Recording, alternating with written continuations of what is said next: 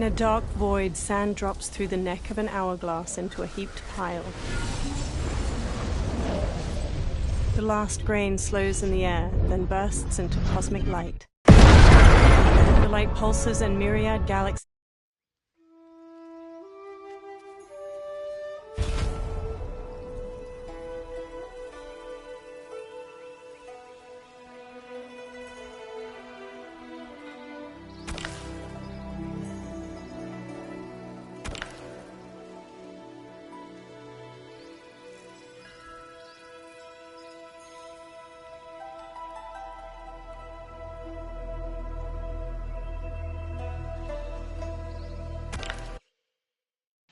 Sindel stands. Congratulations, Raiden. Earthrealm wins. Head held high, Sindel leads Katana away from the courtyard. Raiden steps to General Shao as he tries to get up. Raiden holds a hand out to Shao. May I assist you? Stay away, Earthrealmer. Raiden's face tightens. Well done. You have exceeded my greatest expectations. Thank you, Lord Liu Kang. Because of you, the Outworlders who would disturb the peace will once again be held at bay. Smiling, Liu Kang places a hand on Raiden's shoulder.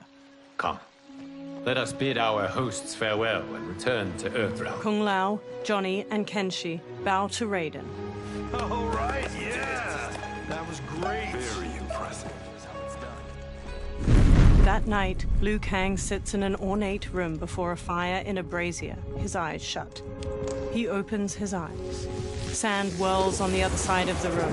It resolves into a dark-skinned man with glowing eyes and a bald head. Geras, my old friend. It's been eons. It's good to see you. Likewise, Lord Liu Kang. I have watched you with the Hourglass.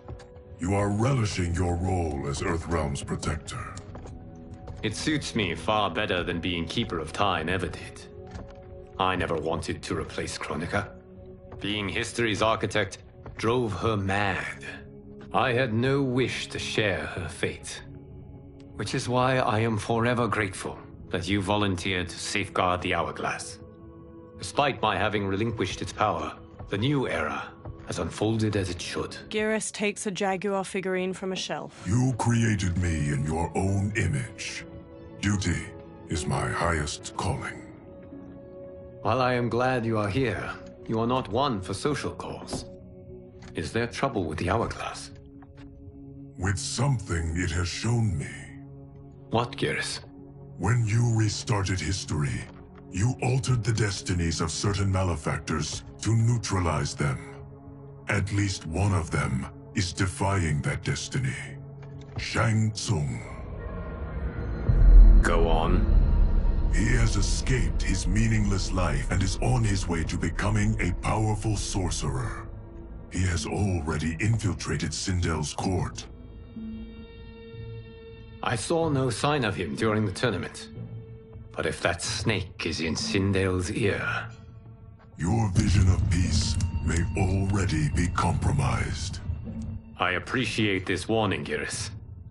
I will investigate. Please return to the Hourglass and see what else you can learn. The next day, Kenshi looks at a drawing of Shang Tsung with Johnny and Kung Lao. So we find him in Outworld and bring him here for questioning? Yes. If what I fear has happened, he is a grave threat to the realms. Anything else? Shang Tsung is a master of deceit. Do not trust a word he utters. Sounds a lot like my first agents. It's a tricky mission. I'd rather Raiden go along than this one. Hey, this one is up for the job. This mission must be done quietly. I am breaking my word with Empress Sindel by sending you into Outworld without her knowledge. Due to the tournament, Raiden is now a familiar face there. Sending him will only increase your risk of being discovered. He raises a metal device. This talisman is attuned to Shang Tsung's chi. Follow it to him. And be careful. May the Elder Gods protect you. Kenshi takes the talisman, then trades a look with Johnny. The three men walk through a vast desert at night, flashlights shining through the dark. Are we there yet? Again? How old are you? 5? What can I say? These boots weren't made for walking. If that is the most pain you feel today, consider yourself lucky. Oh, I'm already lucky. I've got Sento strapped to my back. I will reclaim it, Cage. Got 3 million? It's yours. You know I don't have it. I bet your Yakuza pals could come up with it. Oh, that's right. You blew them off.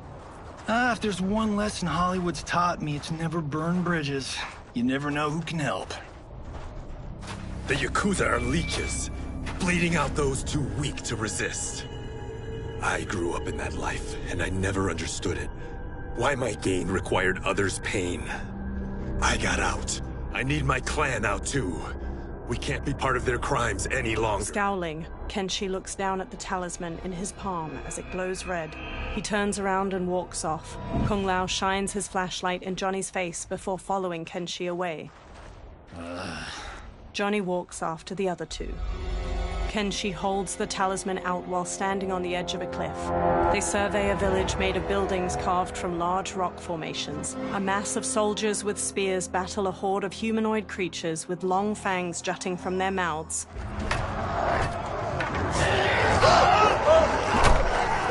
What's your precious say? That Shang Tsung is among those... things. Oh, my fans are gonna go nuts cosplaying them a Cage Gon.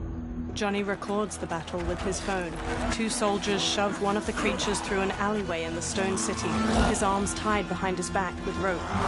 The creature thrashes in their grasp. Firelight shines on his multitude of large fangs at Wall's head. Shang Tsung approaches. Hold him still. If he squirms, I cannot extract marrow. He raises a large syringe. That's Shang Tsung. Let's jump him after he's done. Oh, in Fists of Iron, we did this thing where like We're not basing strategy on your movies, Cage. Let me go! You can't do this! A soldier forces the bald creature to his knees. The wound will heal in time. It is a small price to pay for progress. He plunges the syringe into the back of the creature's neck. The creature breaks his restraints, then stabs each of the guards with a bone spike extending from his arms before turning to Shang Tsung. The horde of creatures overwhelm the soldiers outside the village. Shang Tsung blocks a combination of punches and kicks the bald creature throws. The creature spin kicks Shang Tsung's head. on second thought, this scene's playing fine without us. Yeah, I say we let him finish it. We have to save Shang Tsung. Liu Kang needs him alive. The Earthrealm is bound down large stones leading from the cliff. The bald creature punches Shang Tsung to the ground. Kenshi jumps onto his back just as the bone spikes erupt from his arms. The creature kicks Johnny and Kung Lao away. Shang Tsung scrambles back, then smirks and transforms into a toothy creature. He slips past the horde. How did he do that? The bald creature shoves Kenshi away. Kung Lao and Johnny stand before the horde. I would have killed him but for you. I get why you'd want to, but you can't. You're one of his minions. You'll die in his place. Fight.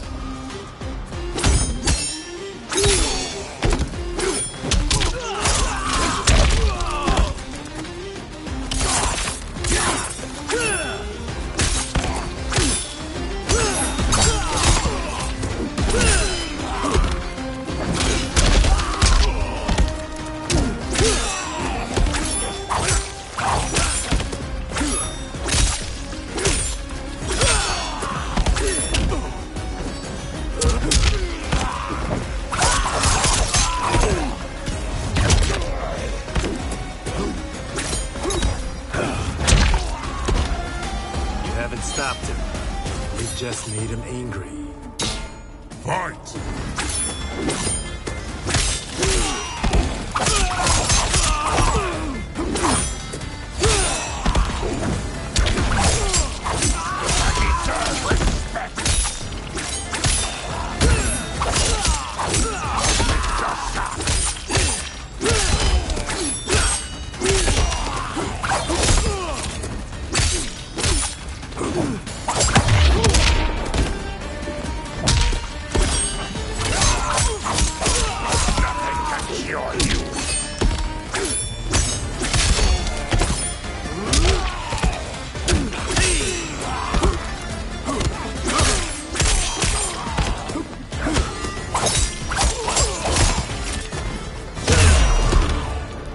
Kenshi sheathes his sword. Now please, let me explain.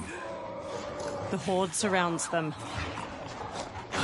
You got us into this. How about getting us out? I know what this looks like, but we don't work for Shang Tsung. If not, why save him? Because Liu Kang, Earthrealm's protector, wants to question him. He thinks Shang Tsung may be a threat to both our realms. He holds out his hand. I'm Kenshi Takahashi. Our kind do not shake hands. I'm sorry. I didn't mean to offend. Don't you know what we are? No, we don't. We are victims of Tarkat. The disease is not easily gotten, but you can't risk more close exposure. Johnny nervously wipes his hands. It disfigures, then debilitates. In time, it will turn us all into bloodthirsty monsters. Death is our only release. So you weren't always like this? I was once a rich merchant, but when I became ill, I was banished. Now I run this colony. I am Baraka. What does Shang Tsung want with your bone marrow, Baraka? I don't know, but he comes here each month to harvest it. Release us, and we'll capture Shang Tsung. And we'll find out why he's been coming here. I promise. Baraka looks back at the others. Let them go. Thank you. We won't let you down. Kenshi looks down at the talisman. Damn. This was guiding us to Shang Tsung. Now we can't find him. His laboratory is near. I'll take you. Morning light shines. Baraka leads the trio toward a wood and stone tower rising over a river. 2 water wheels spin nearby. Any idea what to expect? No. I've never been inside. Stay here. We'll check it out. Kenshi, Kung Lao, and Johnny step to a long bridge stretching from the bank to the tower. The 3 men sneak through the tower to a laboratory. The addition of crushed chitin larva proved an inspired choice. In testing, outcomes improved significantly. I have modified the formula since the last time it was administered. Kenshi motions for silence as the others trail him up a staircase. This new serum is exactly what we need. Its effects will be immediate and long-lasting. How can you be sure? Because it is brewed from freshly extracted Tarkatan marrow. It couldn't be more potent. He raises the syringe, full of liquid. Melina lies on a medical table by him, eyes shut. Rain and Tanya stand nearby. He is infecting Melina with Tarkat. Shang Tsung taps the syringe. And he's got 2 of Sindel's top dogs in on it. No wonder Liu Kang is worried about this guy. We need to stop him. Save a distressed damsel? Sure thing. Johnny smirks, then runs into the laboratory with Kung Lao and Kenshi. They square off against Tanya, Rain, and Shang Tsung. Get away from her! You bitch. Excuse me? You know, the movie. Tiny girl, ginormous alien. Ripley! No? Seriously? Earthrealmers. How did they find it? They've already seen too much. Tanya charges with a 3-section staff. Johnny blocks her attack, then Kung Lao kicks her back. Kenshi spin kicks the syringe from Shang Tsung's hand. I need time. Buy it for me. Liu Kang sent you, didn't he? Sent you to learn our secrets. He sent us here for Shang Tsung, but it looks like he's just part of the problem. Fight!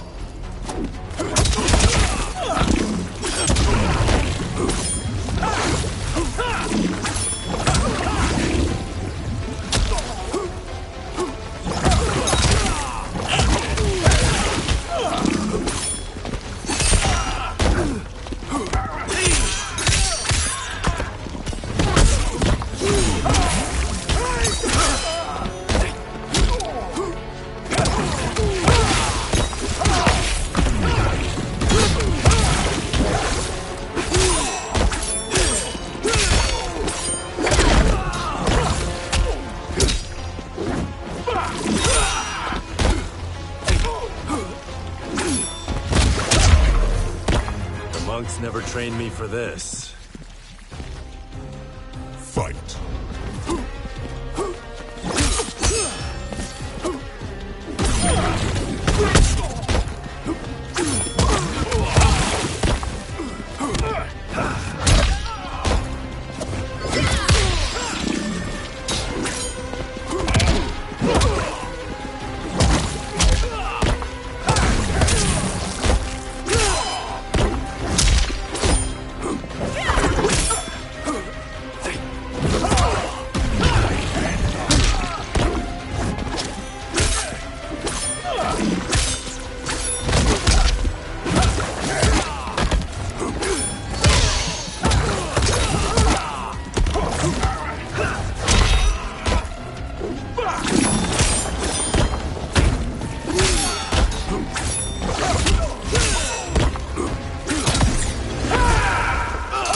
Attacker hits the victim's face with a hook, then twists their arm to break their shoulder. Rain summons 2 tendrils of water which wrap around the victim's hips to electrocute them and shatter their pelvis.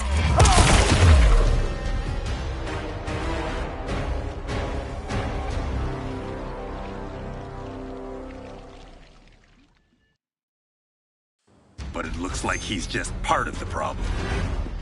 Fight.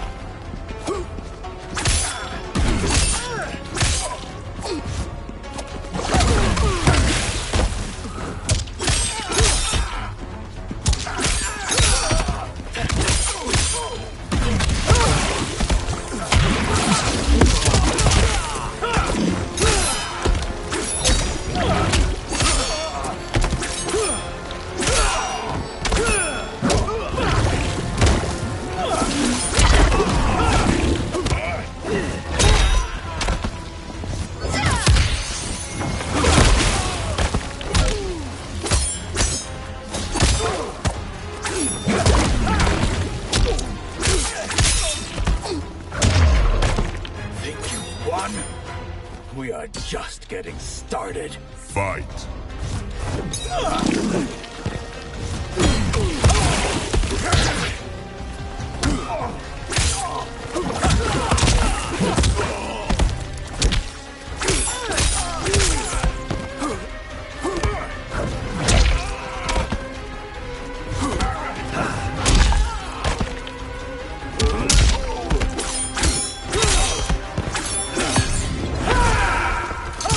Attacker hits the victim's face with a hook, then twists their arm to break their shoulder. Rain summons 2 tendrils of water which wrap around the victim's hips to electrocute them and shatter their pelvis.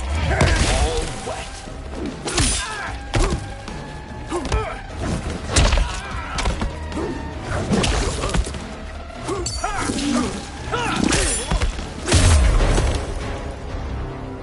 The High Mage is brought low. Tanya whirls her 3-section staff around and strikes Kung Lao's face, then jumps and bashes Johnny's head. Kenshi grabs her from behind. He starts to throw her back, but she rides the momentum and flips away. I thought Umgadi were loyal to the royal house. Yet here you are, scheming against the princess. You trespass in Outworld, interfere in Imperial matters. It is you, not I, who is the schemer here. Fight!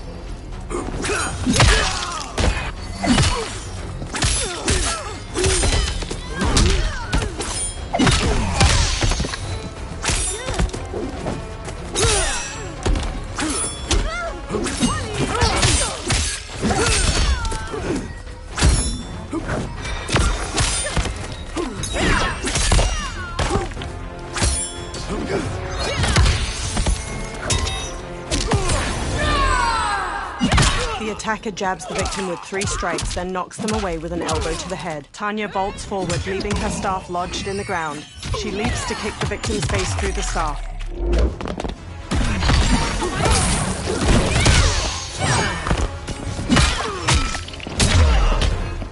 Once you're caught, the Empress will decide your fate. Fight.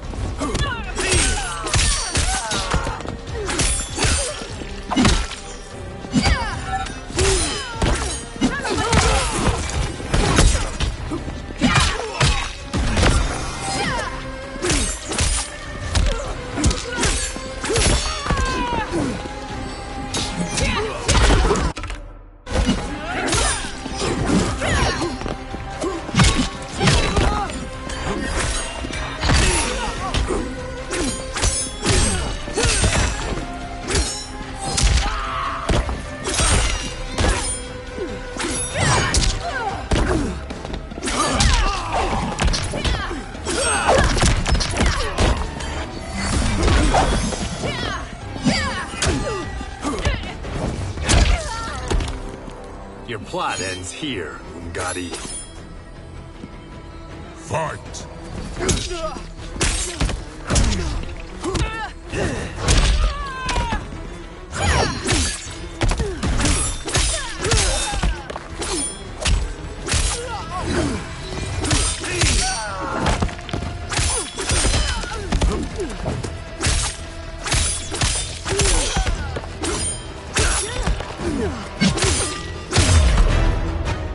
Your plot is over. Kenshi strides to Shang Tsung. Step away from the table. This is twice you've been a thorn in my side. You Earthrealmers do have unhealthy habits. You heard him. You're not infecting her with Tarkat. I am trying to protect her, not infect her. We've heard about how you lie. Excuse us if we're skeptical. Cover him. Kung Lao and Johnny move to Shang Tsung while Kenshi rushes to Melina. He holds a hand to her head as she lies inert. Princess, are you all right? Is it over? Yes, you're safe. We've stopped Shang Tsung. Stopped him? Why? Melina starts to violently spasm. Princess! Princess! She hits him. What did you do to her? It's what you've done, fool. Let me help her before it's too late. Kenshi backs away while Melina's teeth transform into fangs. Convulsing, she sits up and turns to Kenshi. Mandibles unfurl from her jaw and a long tongue waggles out. She breaks the metal restraint on her wrist and stands. Now do you believe, Earthrealmers? What do we do? Keep her occupied. I need time to finish more serum. Johnny, a hand? We got pages for this? Or are we winging it? Whatever we do, we can't hurt her. Her? I'm worried about us. Melina bounds to Johnny and claws at him. Princess, we can help you. Your blood. I smell it. How sweet it will be to lick off my fingers. Fight!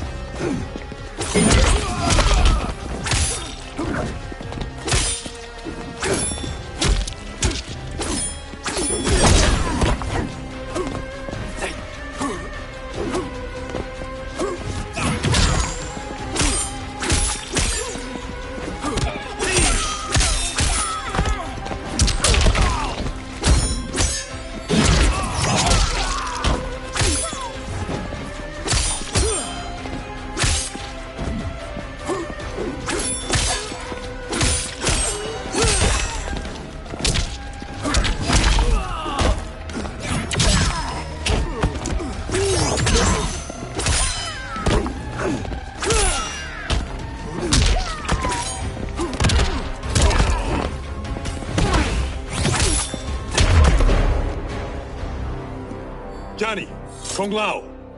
Help hold her down! Kung Lao and Johnny scramble to Melina and grab her. It's now or never, Shang Tsung! Shang Tsung fills a syringe with liquid as Melina throws Johnny and Kung Lao off. Melina dashes to a table and grabs her side blades from it, then leaps at Kenshi and impales his eyes with them. Kenshi! She rips the blades free. Shang Tsung injects the syringe into her neck. He holds her as she goes still. She sags to the floor as her Takatan features transform back to normal. By the gods! Melina! Katana, General Shao, and an armored Shokan burst into the lab. What's happened here, sorcerer? These men were sent to disrupt your sister's treatment and scandalize Outworld by revealing her illness. What? That's totally fake news! Princess, we were... The Shokan punches him hard, then pummels Kung Lao to the floor. Thank you, Goro. I've no stomach for Earthrealm lies. We should detain the Earthrealmers and the Tarkatan we found outside. At least until the Empress is ready to respond to this incursion. Agreed. General Shao gestures to 4 soldiers. They haul Kenshi, Johnny, and Kung Lao away. But she must realize that this incident proves Earthrealm's bad faith. We must strike them now to protect ourselves. No. They would not do this. There must be a misunderstanding. They all turn to a portal made of spiraling green light opening nearby. A bald Outworlder with tawny skin emerges from the portal and regards them all. He has black markings around his eyes and a red symbol tattooed on his head. It is no misunderstanding, Princess. It is a confirmation of my prophecy. Left unchecked, Liu Kang will conquer Outworld. He kneels by Katana. I apologize for not arriving sooner to defend your sister. I am glad she received her treatment. The princess is safe, but the threat from Earthrealm remains. Yes. Quan Chi, when do you anticipate they will strike? Soon. Today's events were foretold in the final quatrains of the prophecy. Then I am right. We must act now, Princess. I will take your concerns to the Empress. It is for her to decide. Rain, Tanya, assist me. Rain and Tanya lift Melina from the floor. Rain carries Melina out of the laboratory with Tanya supporting her lolling head. What truly happened here, Sorcerer? That the Earthrealmers interrupted the princess's treatment was happenstance. They were here to capture me for Liu Kang. You? Why? That I must investigate. For now, let us revel in our good fortune. The Earthrealm's serendipitous arrival has given us ample evidence to convince the Empress of the truth of Quan Chi's prophecy. Conflict with Earthrealm is now inevitable. Not necessarily. The Empress has never been eager for conflict. If she resists, she will be replaced. Outworld needs a steadfast leader. A leader like you, perhaps. If my realm requires it of me. Shang Tsung smirks at Shao. Kill the Earthrealmers. They cannot report back to Liu Kang. Their deaths will also feed the ire between realms. 2 birds, 1 stone. Our benefactor will be pleased. She needs the realms at war, not at the brink of it, in order to conquer them both. Only then will we rule at her side. Before she found me languishing in the mines, I would not have thought such a thing possible. But soon, Sheila transformed us from serfs into scions. Quan Chi stares at Shang Tsung unblinkingly. twitching, multi-armed Takatin hybrid hangs from manacles chained to the ceiling of a dimly lit dungeon. The fanged face stares out from the creature's chest and tongues stick out from its armpits. Blood oozes from its body and into a drain on the floor. Another creature missing its lower body hangs from manacles. Its guts hang to the floor. Baraka slams on the bars of a cell he stands in. Kenshi sits near him by Johnny's and Kung Lao's unmoving bodies. You've been at that for hours. If you could see, you'd know why. That's not happening, is it? Keep talking, will ya? To keep my mind off this. Tell me about life before you got sick. I was doing well, trading goods up and down the Varta coast. My family was comfortable, happy. Then Tarkat came. It took my wife, then my children. Cruelly, it lets me live for now. I think it enjoys ravaging my body more slowly. Johnny sits up. This hangover. Kenshi. God damn it. How bad's the pain? Excruciating. You saved me. I won't forget that. But you may just regret it. What are you doing? Johnny gawks as he stares through the bars of the cell. Various Takatans dangle from chains in the dungeon, many missing large chunks of their bodies. One spasms as they hang from a torture rack. What in the... When did we take the left turn into survival horror? This is Shang Tsung's real laboratory. We're beneath where we were before. That was a false front. Reminds me of this cheap-ass film I did in my early days. Flesh Pits. God, that was trash. Reptile, a masked man in a green cloak, opens the dungeon's doorway and enters. Who's that? Our jailer. Reptile strides through the broad cobblestone space. By a cell, he stops by a bucket filled with chunks of bone-in meat. He throws one of the chunks to a Takatan hybrid inside. The creature grabs it and rips into it with their fangs. Reptile steps to Baraka's cell and looks at Kenshi. How is he? His eyes are gouged out. Guess. Reptile hands Johnny a small jar. That will dull the pain.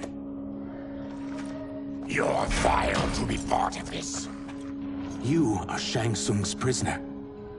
I am his slave. He has my family. He'll kill them if I don't obey. Johnny opens the jar, then pulls a long red cloth from his belt. He smears some of the jar's ointment onto the cloth. He covers Kenshi's gaping eyes with the cloth, then ties it around his head.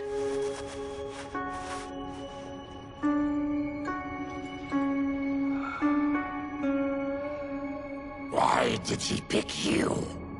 So he could learn how I shapeshift. He learned that from you? We saw him do that. It was unreal. So how does it work? You just shapeshift into anything you want? I can shift only between this and my natural form. He shapeshifts into a humanoid lizard. You're Zateran. Your race can shapeshift. None can except me. He shapeshifts back as light coalesces near him. It resolves into Shang Tsung. He smirks and steps closer to the cell. Are they ready? It's time. Time for what, sorcerer? Replication experiments. They begin with your vivisection. I'll use your harvested parts to build new creations.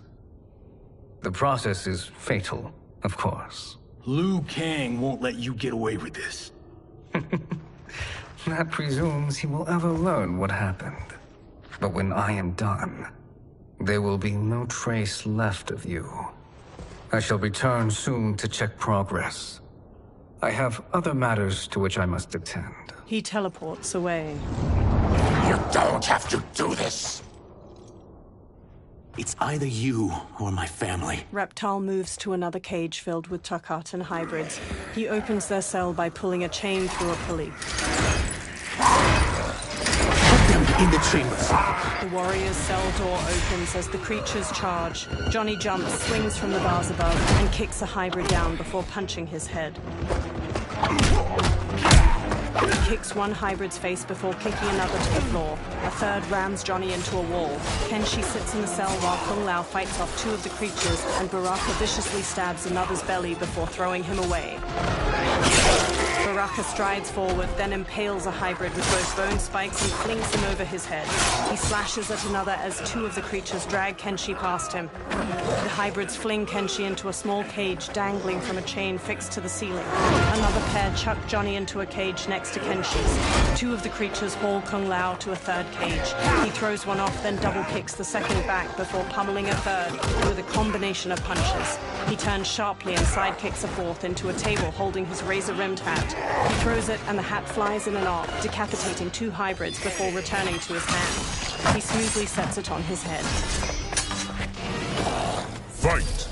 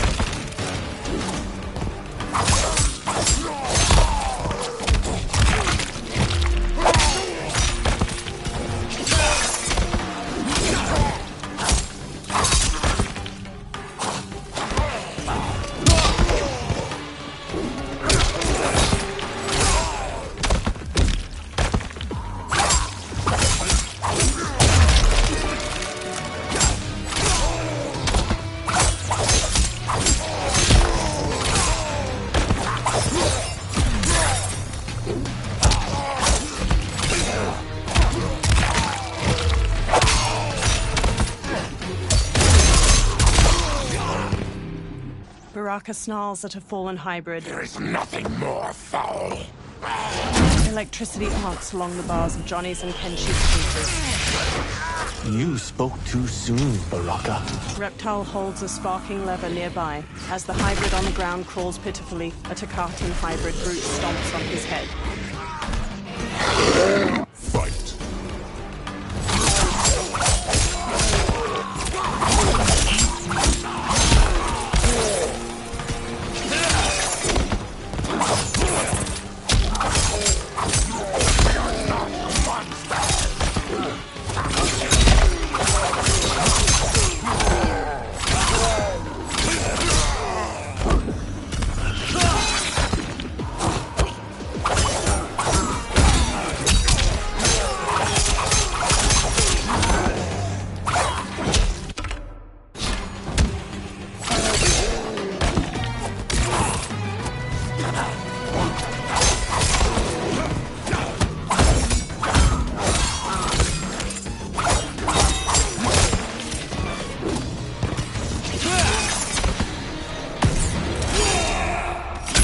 Attacker hits the victim's face with a hook, then twists their arm to break their shoulder. Baraka stabs the victim with an arm blade and lifts them before plunging the blade into their throat, shattering their spine.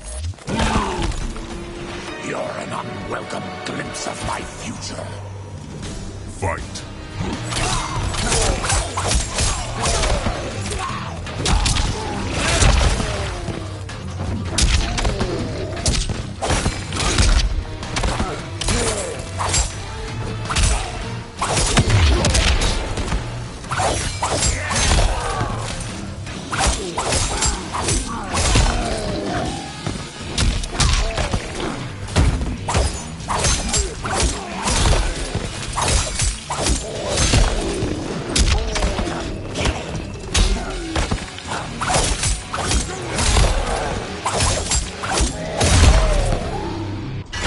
Lifts his head. Enough distractions! Brushing Kung Lao aside, Baraka grips the bars of Johnny's cage. He rips it open, then does the same to Kenshi's. Kenshi stumbles weakly. Johnny and Kung Lao help him along, each supporting his weight with an arm over their shoulders. As they shuffle toward the exit, Reptile walks after them. I'm ruined! Shang Tsung will punish me for this by torturing my family. Baraka narrows his crimson eyes. You'll pay for their suffering, Tarkatan. Fight!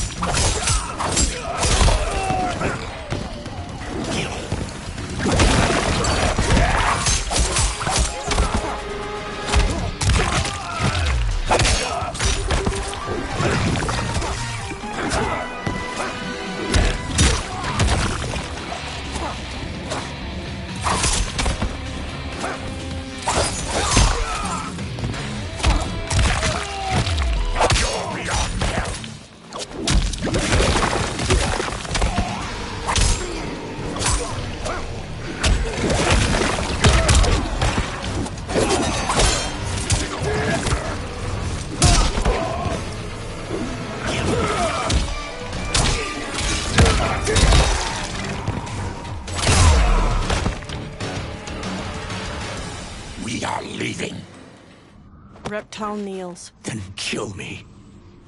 If I die, maybe you'll spare my family. No, I won't murder you. It's mercy, not murder. Not that what I've done deserves yours. You were protecting your family. I would have done the same. His mask now removed, Reptile stands with sadness in his eyes. Through magical dust, Shang Tsung appears and frowns at the dead hybrids. What has happened here? Johnny takes up Sento and stands with Baraka and Reptile. Shang Tsung points sharply at Reptile. Sizoth, you fool! You've let them ruin everything. We're going, sorcerer.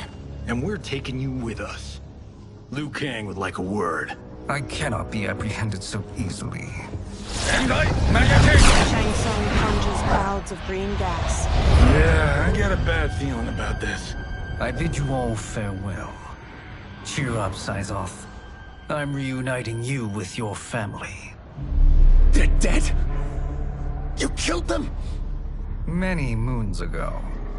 I do hate loose ends. Reptile's lips curl into a snarl, and he charges the sorcerer. Shang Tsung disappears in a magical dust cloud. We gotta get out of here. Green gas fills the room as Reptile tries the door. What's wrong? The door must have sealed when the gas was released. Baraka strides toward the door. Stand aside. Test your might.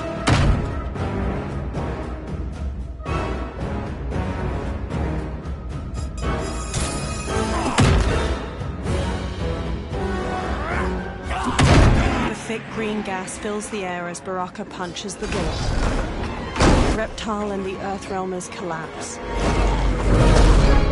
One by one, they succumb to the gas. Baraka, his fists clenched against the door, is the last to fall.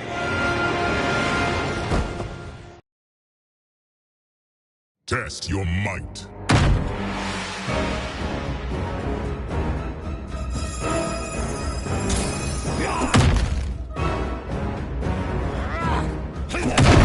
Thick green gas fills the air as Baraka punches the door.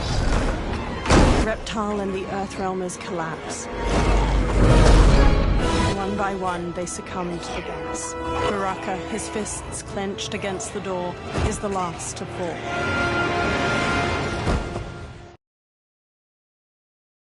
Test your might.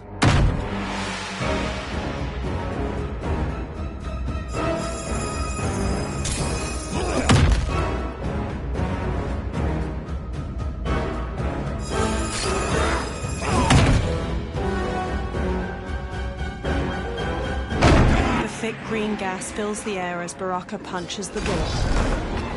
Reptile and the Earthrealmers collapse. One by one, they succumb to the gas. Baraka, his fists clenched against the door, is the last to fall. Test your might.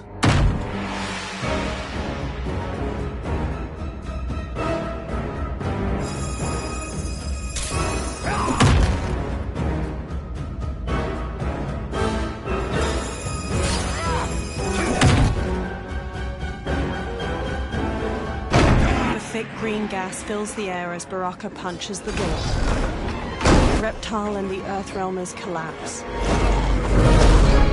One by one, they succumb to the gas. Baraka, his fists clenched against the door, is the last to fall.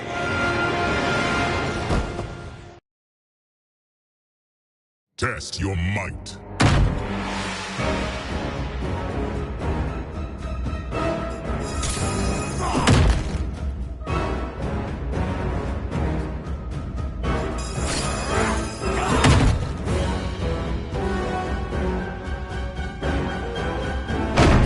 Thick green gas fills the air as Baraka punches the door. Reptile and the Earthrealmers collapse. One by one, they succumb to the gas. Baraka, his fists clenched against the door, is the last to fall. Test your might.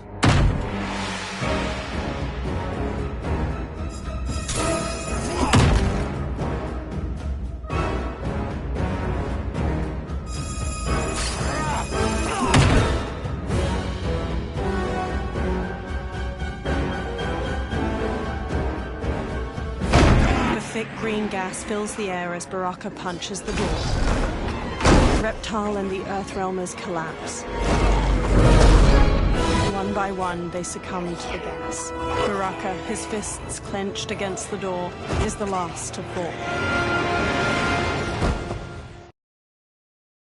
Test your might.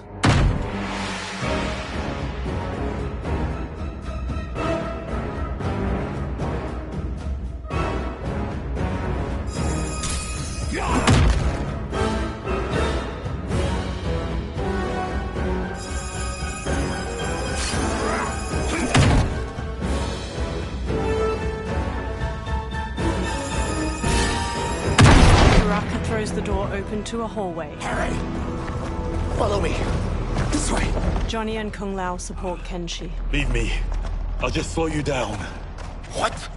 Shang Tsung finds you, he'll kill you. Look at me, Cage. I'm useless. Don't risk your lives to save mine. Hey, you are not giving up. The Tyra need you, remember? We are gonna get back home and figure out how to help you. Got it? Baraka and Reptile march ahead, leading the way out of the laboratory and into a bright, clear day. They make their way into a lush forest. We can't linger. We'll be captured. We need help getting Kenshi to the portal at Sundo. I can take you only to the city's gate. Forgottens are forbidden inside. I'll see you the rest of the way. It's the least I can do to make amends. Reptile trudges on. Dozens of trees have tall faces carved into their trunks. Kenshi walks with a hand on Johnny's shoulder. God, this reminds me of Wicked Planet. We had this forest in the second act. The Manticore battle. Yes! It was a pain to shoot, but man, did it come out epic. I can picture it exactly. Kenshi and Johnny smile. This is the living forest. Aren't all forests living, Baraka? No others have trees that house the souls of the dead. Whoa, wait a tick. We're talking ghosts? Good ones, not evil. You guys know anybody in here? Some distant relatives. You will find no Zaterrans. Why not? Warmbloods don't welcome us. So we keep to ourselves, living underground in Sikander province. Then how did you meet Shang Tsung? That I could take human form made me a freak among my people. I was terrorized and run out, starving and beggared. I joined a traveling carnival. Turned out there were many who would pay good money to see my gift. Back then, Shang Tsung was a huckster. We crossed paths and he saw what I could do. When he began to learn real sorcery, he asked to study me. When I declined, he took my family hostage. Well, that's an offer you can't refuse. He is dangerous, and he has plans. He, General Shao, Rain, they are conspiring. To do what? I can't say for certain. I've only overheard fragments. The group freezes. Reptile transforms into a green lizard with a thick tail and elongated arms. He and Baraka charge into a clearing where a woman dressed in white fights off demons. Her pale skin contrasts her dark lips and all-black eyes, while red scarification zigzags up her forehead. She twirls with a jagged Chris sword, slicing skillfully at the demons. She stabs the last one, then spots Reptile and Baraka. Quan Chi sends more demons? Wait! You're not! Feathery white wings appear on her back as she charges and kicks Reptile. Baraka squares up. With each of you I kill, my absolution grows nearer. Shedding your blood brings me closer to the light. Fight!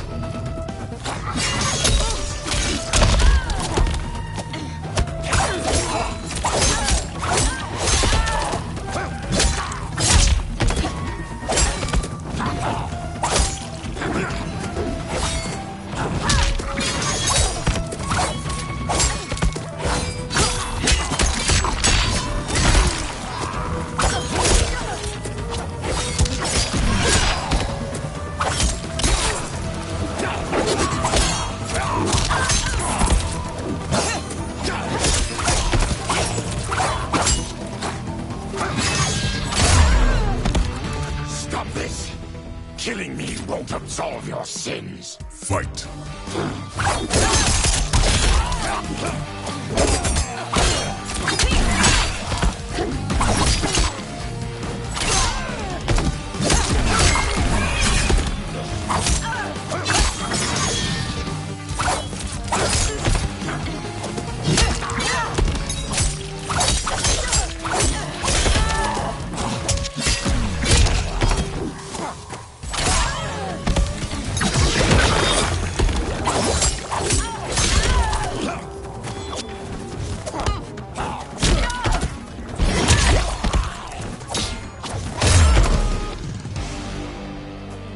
Whoever you are, we are not demons. Eyes narrowed, the woman picks up her sword. If not demons, what are you? He's a Terran. I am a Denian. Or I was before my Tarkat affliction. Outworlders. Apologies. I'm glad I've caused neither of you permanent injury. Kung Lao treads cautiously into the clearing past a demon's head. Kenshi, led by Johnny, crinkles his nose. What is that? Just keep swimming. So, who's our femme fatale? I am Ashra, demon of the Netherrealm. Demon? You look human. Mostly. And what's a Netherrealm? The monks covered that with us. Did you sleep through every lesson? That one, apparently. Netherrealm's hell, but real. No shit. I appear nearly human because I've purged most evil from my soul. When I'm done, the last vestiges of my demonic form will fade away. Why were the demons after you? They were sent by Quan Chi, my former master. I was part of his Sisterhood of Shadow. He wanted, still wants, dominion over the realms. I renounced him when I realized that I could not help him defile them. And now he wants you dead. Precisely. She smirks. I followed Quan Chi from the Netherrealm here. He's building devices that steal souls on a mass scale. He's testing the first on the dead that reside in the forest. Why steal souls, Ashra? To harness their power. To what end, I don't know. But I do know that it's to aid the designs of another sorcerer. Shang Tsung. Johnny glances at Kenshi. Damn it. That guy's everywhere. You're sure Quan Chi is here? My Chris senses him. Her sword. He's nearby. Nope, no. We're getting you home. We have a job to do. Quan Chi could lead us to Shang Tsung. Your Liu Kang is right. Shang Tsung's a danger that must be dealt with. I will aid you. As will I. Well, I guess the eyes have it. Motion carries. Ashra, lead the way. Johnny gestures magnanimously. With a friendly smile, Ashra leads them deeper into the living forest. Ashra's jagged Chris sword glows white as they walk onward. Quan Chi is close. The emanations of his evil grow stronger. That is a powerful weapon. And my perfect ally. As I smite the evil it finds, I am further purified. Now I've done steps, so I'm all for self-help. But since when does a demoness want to be less evil? I had spent eternity damned to the Netherrealm. I had assumed that's all there was to existence. But then I saw Earthrealm, saw Outworld, saw there was a better way to live, and that to have it, I needed to cleanse my soul. My sister demons were furious at my change of heart. Kia and Jataka were the first to hunt me. Ashra frowns. Quan Chi is also a demon? Actually, he's an Outworlder. But he mastered the dark magic needed for unfettered travel to my realm. A large insect hovers near Reptile's face. His tongue flicks out to catch it, and he hastily stuffs its spindly legs into his mouth. Any idea how he buddied up with Shang Tsung? They share a common benefactor. She plucked them both from obscurity, taught them everything they know. I've never met her, but there's no question that she is a sorceress beyond compare. The Chris sword glows brightly, emanating a golden aura. Quan Chi is near. Quan Chi stands on a wood platform where a twisting statue of skulls glows with green light. 4 onlookers hold red gemstones. I am ready for your contributions. A woman with bat-like wings steps forward. Ornate silver finery weaves along her thighs and midriff. Excellent, Nitara. I need yours as well. A Saidan man with black hair and deep scars on his chest looks up. Darius and I have been thinking, sorcerer. Do not try to renegotiate, Havoc. We need proof that you'll deliver. That he's delivered for Natara's Vaternians is all the proof you need. Serena's right. Because of Quan Chi's magic, my realm's people are no longer poisoned by sunlight. We've finally escaped the shadows. Rest assured, The spells you will receive will bring down Order Realm's government. When will we have them, Quan Chi? After the attack on Earthrealm, which could be called off if the Soul Stealer's efficacy isn't demonstrated promptly. The Saidan man Havoc hesitates as the green glow looms behind them. He hands over the gemstone to Quan Chi. Quan Chi's eyes widen. Nearby, Ashra steps forward from her new companions. Their gazes are all fixed on the platform. Well, this plot just got thicker. Earthrealm is in grave danger. Just one Soul Stealer can kill hundreds of thousands. If he unleashes a battery of them, millions will die. He must be stopped. I will deal with Quan Chi. The four of you subdue the others. Whoa there, big fella. This stops where you get off. Johnny stops Kenshi. You heard her. Millions could die. Which is why we don't want you tripping us up out there. Now, give me your sword. Why? Just give it. A small smile tugs at Johnny's lips. Kenshi hesitantly removes the sword from his back and offers it to Johnny. Johnny takes it, then replaces it with the sword Sento. Kenshi grips its black scabbard tightly. What? I can't. Not when you've saved my life. It's yours. Johnny fixes him with a serious look and touches his shoulder. Kenshi squeezes Sento, thumbing its golden detailing. At the Soul Stealer, Quan Chi casts green magic from his hands. Natara spots Ashra's group charging in. Quan Chi! They stop before the platform as Quan Chi turns. Yet again, you evade capture, Ashra. And now it appears you've found allies. We are joined against you, sorcerer. You won't be stealing any souls. Ashra flourishes her sword and charges in. Natara flies forward to meet her, slashing with red claws. Baraka bowls into Havoc, and they brawl with clenched fists. Kung Lao kicks at the demon woman Serena, who parries him with swift ease and counters with a gut punch. Johnny exchanges blows with Darius, a Saidan man with dark umber skin and orange sunglasses. Ashra manages to slice Natara's arm. That blade's enchanted. It was forged to destroy evil. It's slain many of your vampire kind. We can't help what we are. That we feed on blood doesn't make us evil. Fight.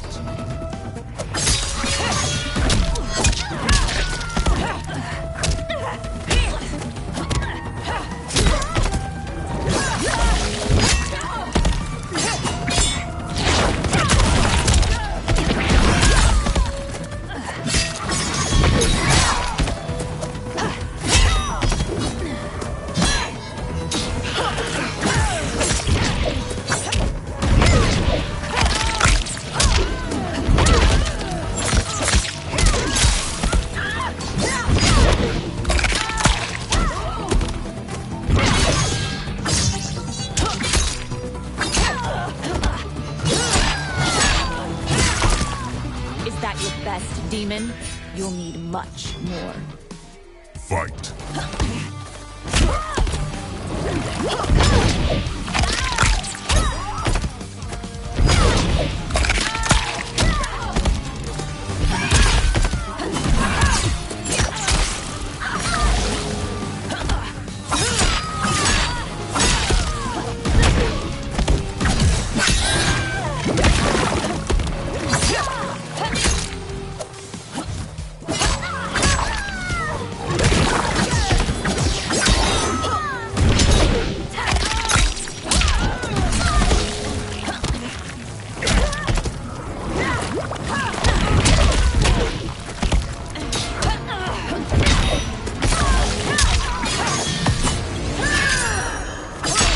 The attacker punches the victim airborne, then grabs their ankles to slam them down. Ashra impales the victim with a bladed wing, then her wings break into dozens of feather knives.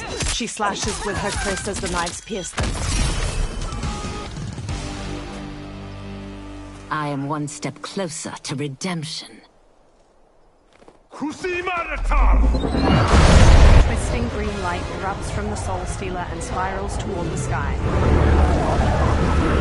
Dozens of ghosts, translucent skeletal figures, fly from the trees toward the Soul Stealer.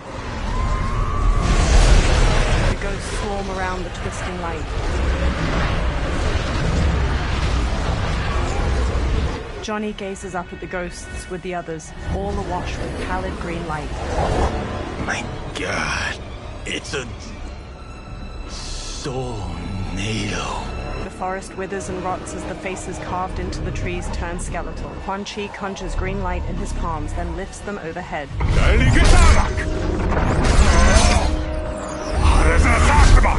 Teeth gritted, Quan Chi thrusts his hands to the Soul Stealer and channels green magic into the Soul Nado. Strands of light from the Soul Nado coalesce into a humanoid form wearing a red and black cloak over corpse gray skin. The humanoid stretches his jaw open, then collects himself and stares out at everyone with glowing green eyes. The humanoid raises his hands while floating in front of the Soul Stealer. Ashra narrows her eyes at him. What dark magic is this? We are Ermac, a collection of souls bound by Quan Chi's magic. We live to obey his commands. Kill them. Ermac throws bolts of green energy at Johnny, Now, and Ashra, knocking them to the ground. Ermac telekinetically raises Baraka into the air as the Katbartan charges, then throws him away. Reptile tackles Ermac to the ground, but Ermac frees himself and blasts Reptile back with an energy bolt. He yanks Ashra toward him, then jabs her face before launching her through the air to the ground. Quan Chi must succeed if I'm to liberate Order Realm. I'll not let him fail. Killing one realm to free another is a heinous proposition. One I won't let you fulfill. Fight!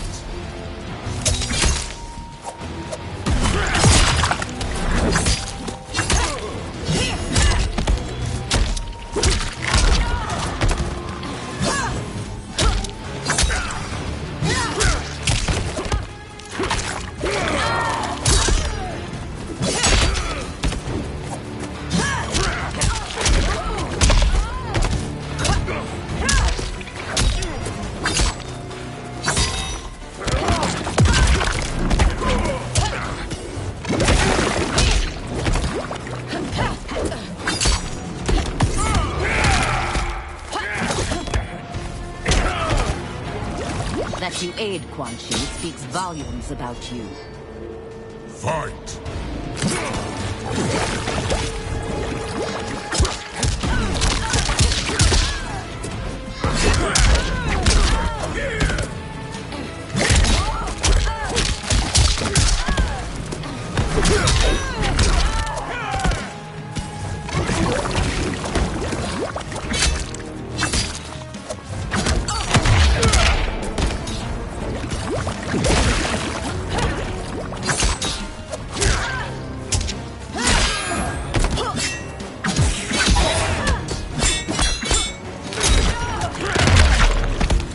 No one will stand in my way. Not even you. Fight!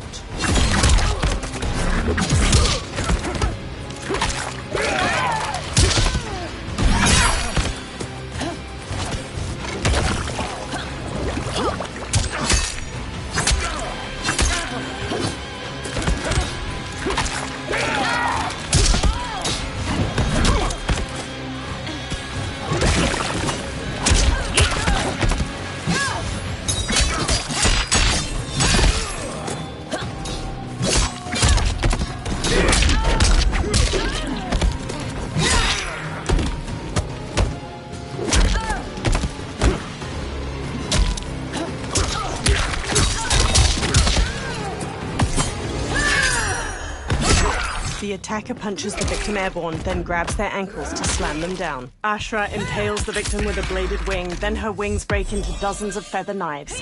She slashes with her kris as the knives pierce them. Take your chaos elsewhere. Ashra hacks through Quan Chi's flaming skull with her kris. I always feared you would be trouble, Ashra. You are not compliant like your sisters. And now they're dead by my hand because you sent them against me. I'll never forgive you for that, Quan Chi. Fight!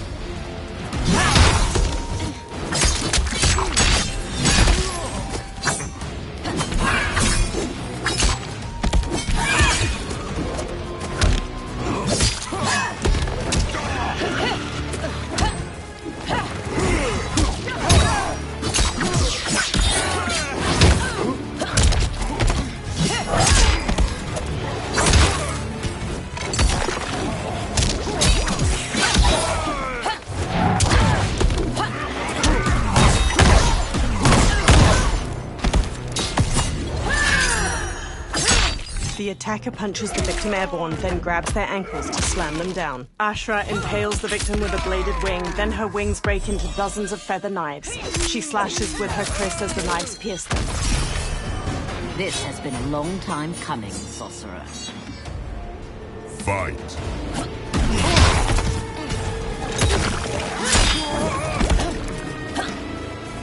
Sin no more.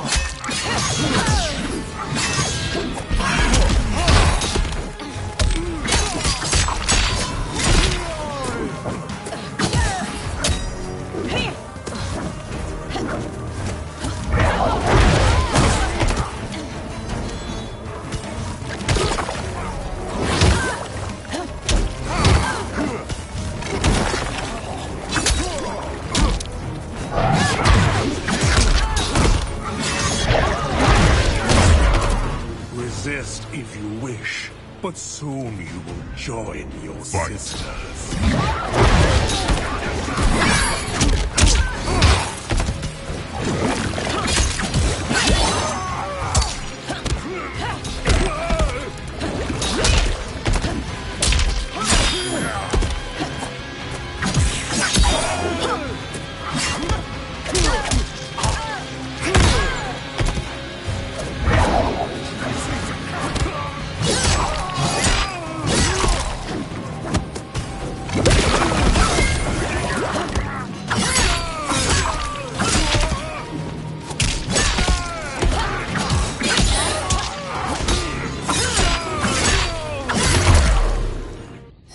Ashra scowls. When I'm finished here, I will finish you.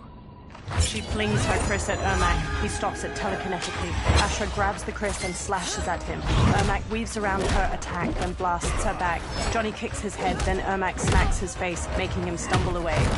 Ashra spins while slashing at Ermac. He evades her, then slams Reptile into the ground as he charges.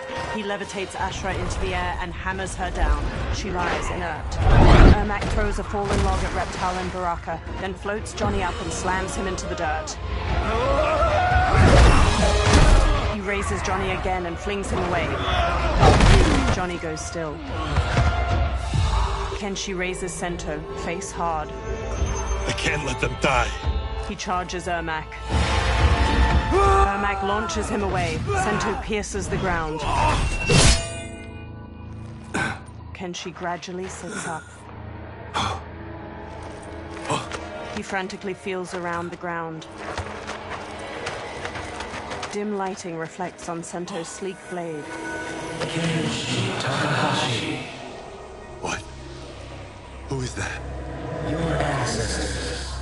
Come to us. Kenshi crawls to Sento. He clutches the sword's hilt, then lifts it as he stands. In this, your time of need, the terror will not fail. Blue light shines from Kenshi's eyes and bleeds out past his blindfold. He sees Ermac speed through the air to him. He dances around Ermac's punches, then runs Sento through his chest. Blue light flares from Ermac's eyes and mouth and starts to get sucked into the blade. Then he blasts Kenshi away. He tosses rocks at Kenshi, but Sento floats in the air and deflects each of them. Kenshi gently takes the hilt. It siphoned his souls. It now has his power. Ashra runs over. That was unexpected. You're telling me. Shall we finish this? Let's. Ashra and Kenshi face Ermac with the kris and Sento at the ready. This fight's not over. I'll defeat all of Quan Chi's minions. We are many. You are one. We will destroy you. Fight!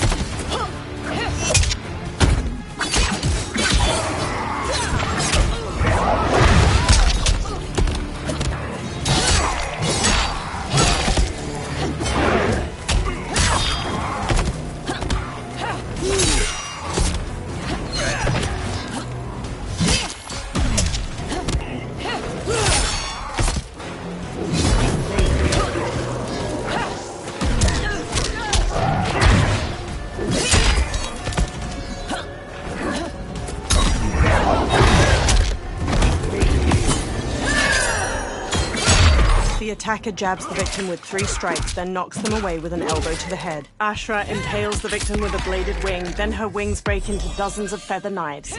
She slashes with her kris as the knives pierce them. She requires your death. His demand will be satisfied.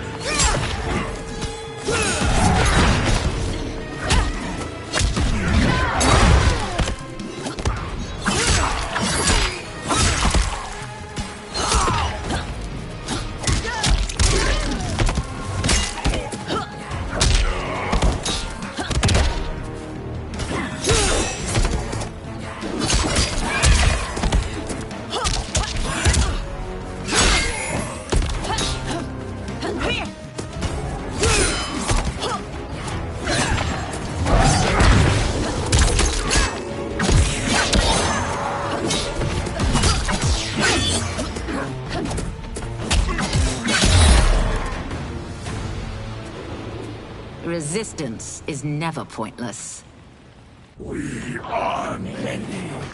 You are one. We will destroy you.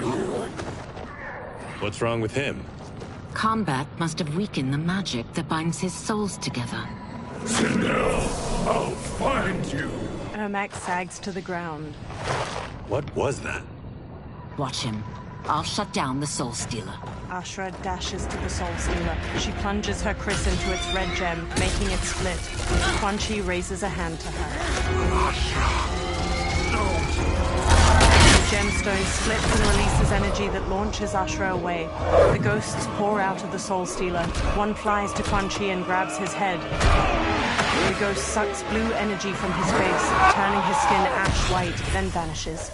Quan Chi staggers back before collapsing. Ashra regards Quan Chi's motionless body, then strides to him. Since that didn't kill you, I will. No, Ashra! He's too dangerous to let live. Liu Kang needs to question him. He knows Shang Tsung's plans. Ashra lowers her kris. Very well. Well, clearly I underpaid for that. Did you know what it could do? The legends never mentioned mystical powers. The souls of my ancestors live within it. They intend to guide me. Just don't forget who gave it to you, Takahashi. I won't, Cage. Now, let's get him to Earthrealm. They all look at Quan Chi. I know home's here for you, Baraka. But size off, Ashra. You can come with if you want. I'm sure Liu Kang will welcome you. I've never had a home. That would be wonderful. Snow falls around the ruins of an immense stone fortress nestled among tall mountains. Shang Tsung waves his hands around on the top of the fortress and conjures a portal made of fiery light. The benefactor emerges from it. Report, Shang Tsung. The Soul Stealers are under construction. Quan Chi tests the final components as we speak. And the army? Will obey your every command, once it's been fed sufficient souls. I've also conceived a plan to break the Lin Kuei away from Liu Kang. Instead of defending Earthrealm, they will betray it. Excellent. You have learned quickly, Shang Tsung. And well, you will soon reap the bounty of what you've sown. He beams. Moonlight falls over the rooftops of Sundo. Reptile leaps from one roof to another. He looks down at a massive festival of Outworlders in the streets below, each wearing brightly colored clothes. Paper lanterns hang from strings over them. Reptile dashes along the rooftops, following General Shao as he moves through the crowd. Reptile leaps to another rooftop, changing into his lizard form as he goes. He bounds through the air to a different roof. He scurries up to its sloping apex, then shapeshifts back into his human form. Reptile steps across the roof, then stops and looks out at the hundreds of people gathered around a massive two-story wooden building, its sides open and the people inside visible. Long strings of different colored paper lanterns hang over the ground, and a group of performers move a large dragon prop around in a dance. Kitana and Melina stand on the bottom floor of the massive building, each in full regalia. Tanya and numerous others in lavish clothes stand among them. Kitana smiles and waves to the festival outside. Li Mei steps to General Shao and walks with him. Who are these Earthrealmers we're looking for? You have their descriptions. You could at least tell me why they're here. What they've done. State secrets. Not for your ears. He strides away through the bustling street. Melina and Kitana smile and wave to the people. Melina beckons Tanya. Yes, Princess. Fetch us water, please. Tanya smirks. As you wish. Melina smiles warmly as Tanya leaves. Careful, sister. Entanglements with Ungadi are forbidden. You know their vows. Who told you? No one. I have eyes. As do the snakes at court who would cheer your downfall. The Ungadi's rules are ridiculous. And you can change them when you are Empress. For now, you cannot jeopardize your ascension. Melina stomps off. Quan Chi sits in an alley behind one of the crowded streets. Johnny puts a big hat on him near Ashura, Kenshi, and Kung Lao. Night-night, sweet Prince of Darkness. They all wear festival costumes. Oh, perfect. You'll fit right in. You couldn't steal a more functional hat. What? It hides your face. And honestly, it suits you. Ashura gives him a questioning look. I still don't know about this. Carrying him around will attract unwanted attention. Look at it out there. It's like Mardi Gras. People will think you just party too hard. Reptile jumps down to them from a rooftop. What's the word? Go toward the stage, then right to the portal gate. But there are soldiers and constables everywhere. Are you sure these are enough? One person spots us, and we are dead. That's why I'll create a diversion. They're out for you too, Syzoth. To catch me, they must see. Reptile turns invisible. Damn. You didn't tell me you could go full Predator. Kenshi and Ashura lead Kung Lao and Johnny as they carry a listless Quan Chi through the immense crowd of festival goers. People glance at them. Ashura catches her hat as it slips off, then readjusts it. 4 guards eye them from across the street. We can use that diversion. A string of paper lanterns overhead bursts into flames. Good work, Sizel. They carry on. The surrounding festival goers flee. Kitana looks out at the chaos in the streets. Tanya grabs at her arm. Come, Princess. Unhand me. I'm going nowhere. More paper lanterns explode near General Shao and a row of soldiers. Douse the fires! Find who set them!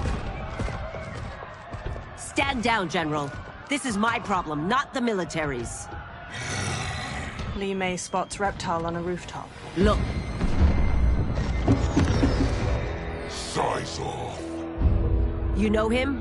Who is he? Unimportant, but it means the Earthrealmers are here.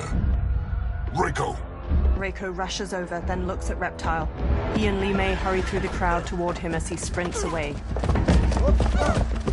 Li Mei and Reiko pursue Reptile while he jumps to another building's roof. They pause. Reiko fixes him with his gaze, then throws a shuriken, striking his hand and making him fall to the ground. Reptile clutches his hand and flees, partially invisible. Li Mei and Reiko examine green blood trailing away. I'll get him. She runs off. Reiko pauses, then hurries after her. Kenshi looks around while leading the others with Ashura. He spots Li Mei and Reiko in the distance, following the blood trail. Syzoth! Kenshi shoves his way through the crowd after them. Li Mei and Reiko run to a small bridge. Reptile turns visible on the other side of it. Green blood? You're Zaterran. How can you— There is much you don't know. Like what the General is truly up to. Surrender and I'll hear you out. I can't if you resist arrest. You arrest me, he'll execute me. That's not how I intend to die. Fight.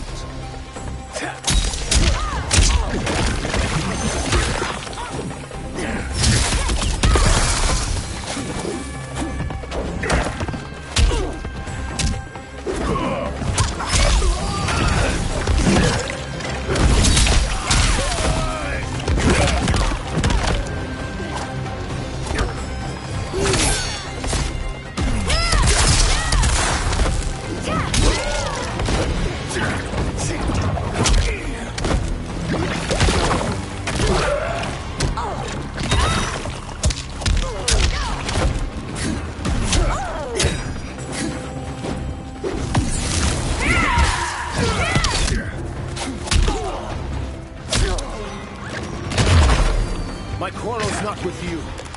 Let me pass. Fight.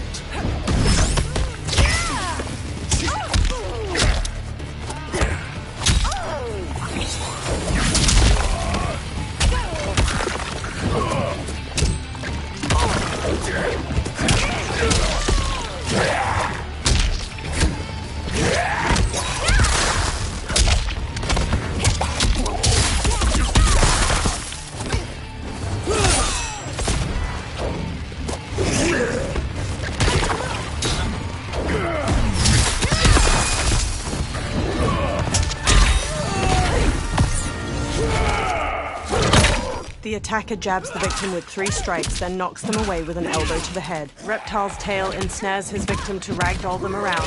He then crushes their chest in his maw.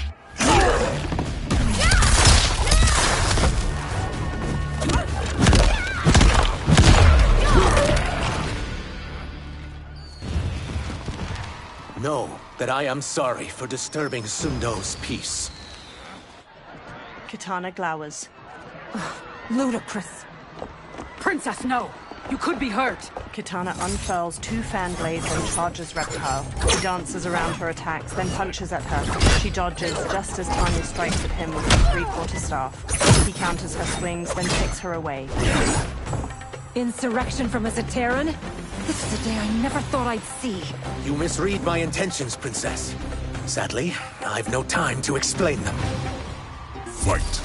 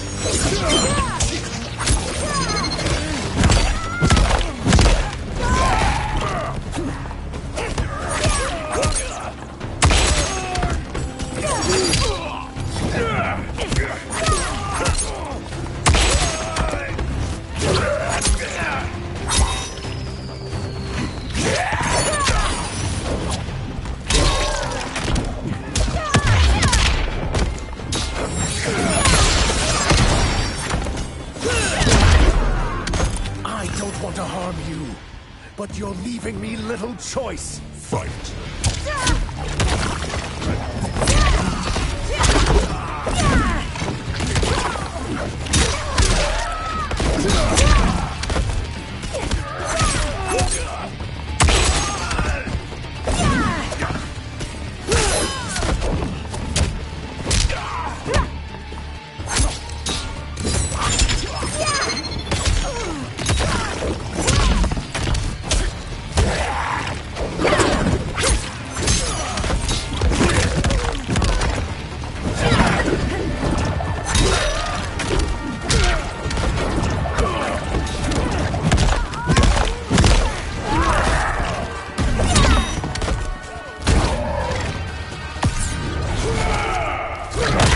The attacker jabs the victim with 3 strikes, then knocks them away with an elbow to the head. Reptile's tail ensnares his victim to ragdoll them around. He then crushes their chest in his maw. For one who claims not to be a rebel, you fight tenaciously. Fight!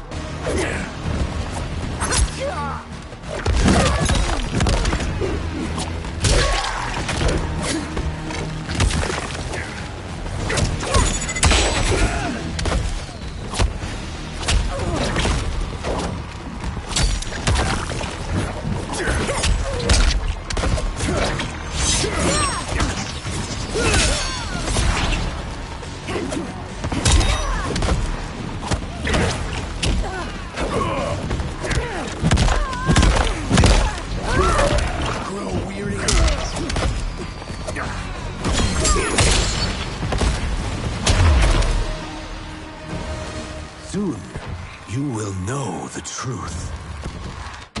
Tanya gets to her feet. She throws off an Umgadi priestess trying to help her up. Take the princess and go. My fight's not with her, or you. It is now that you've laid your hands on her. I will take your life as punishment. Fight!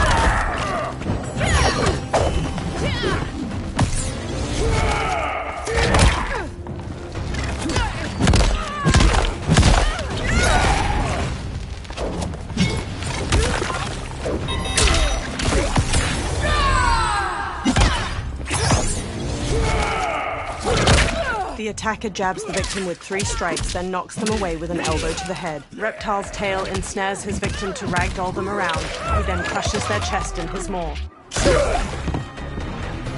I haven't hurt the princess. This need not continue. Fight!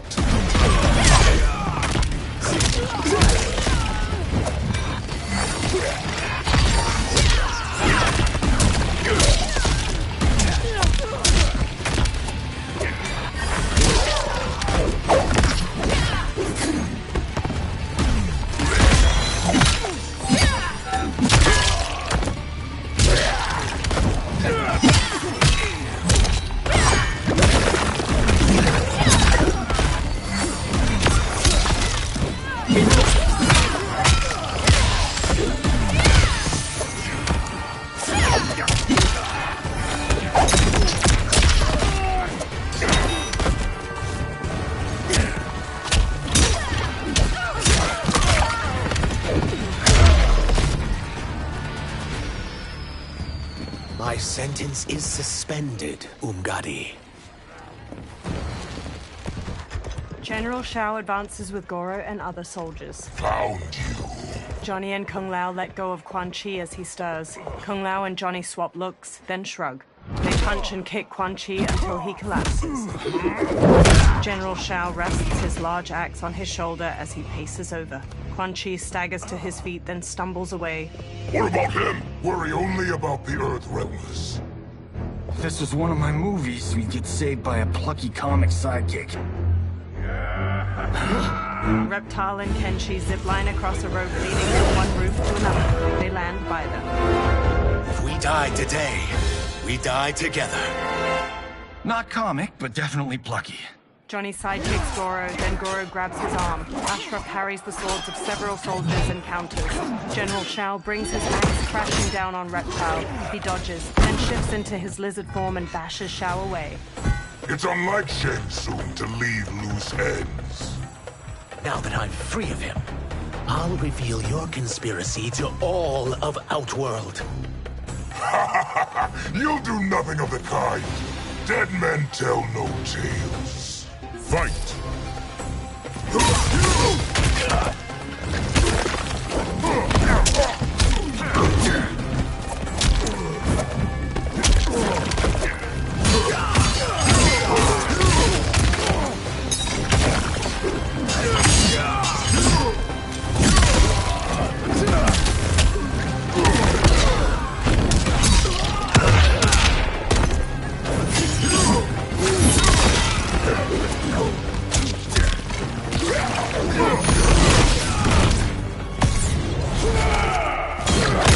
The attacker jabs the victim with 3 strikes, then knocks them away with an elbow to the head. Reptile's tail ensnares his victim to ragdoll them around. He then crushes their chest in his maw.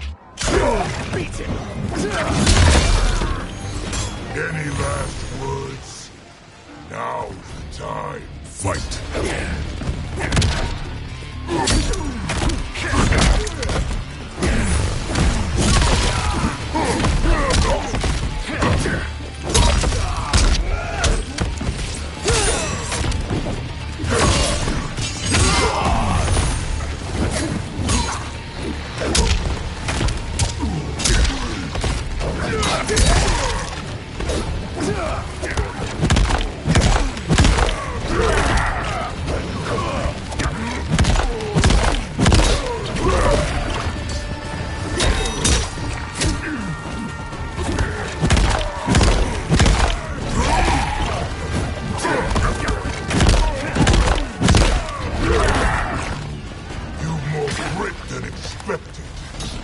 make your defeat that much more satisfying.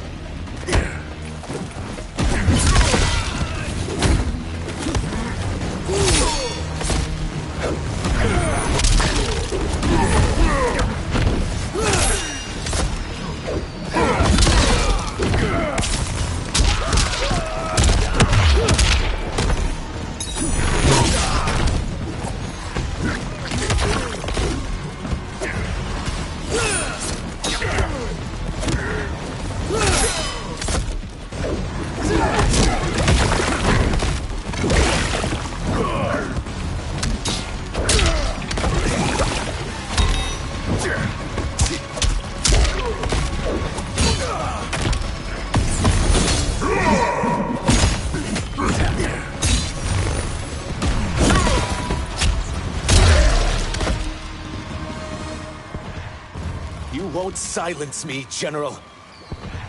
Kenshi, Johnny, Kung Lao, and Ashura knock down the remaining soldiers. More soldiers rush over. We must go. Now! Johnny punches Goro as he gets up, then flees.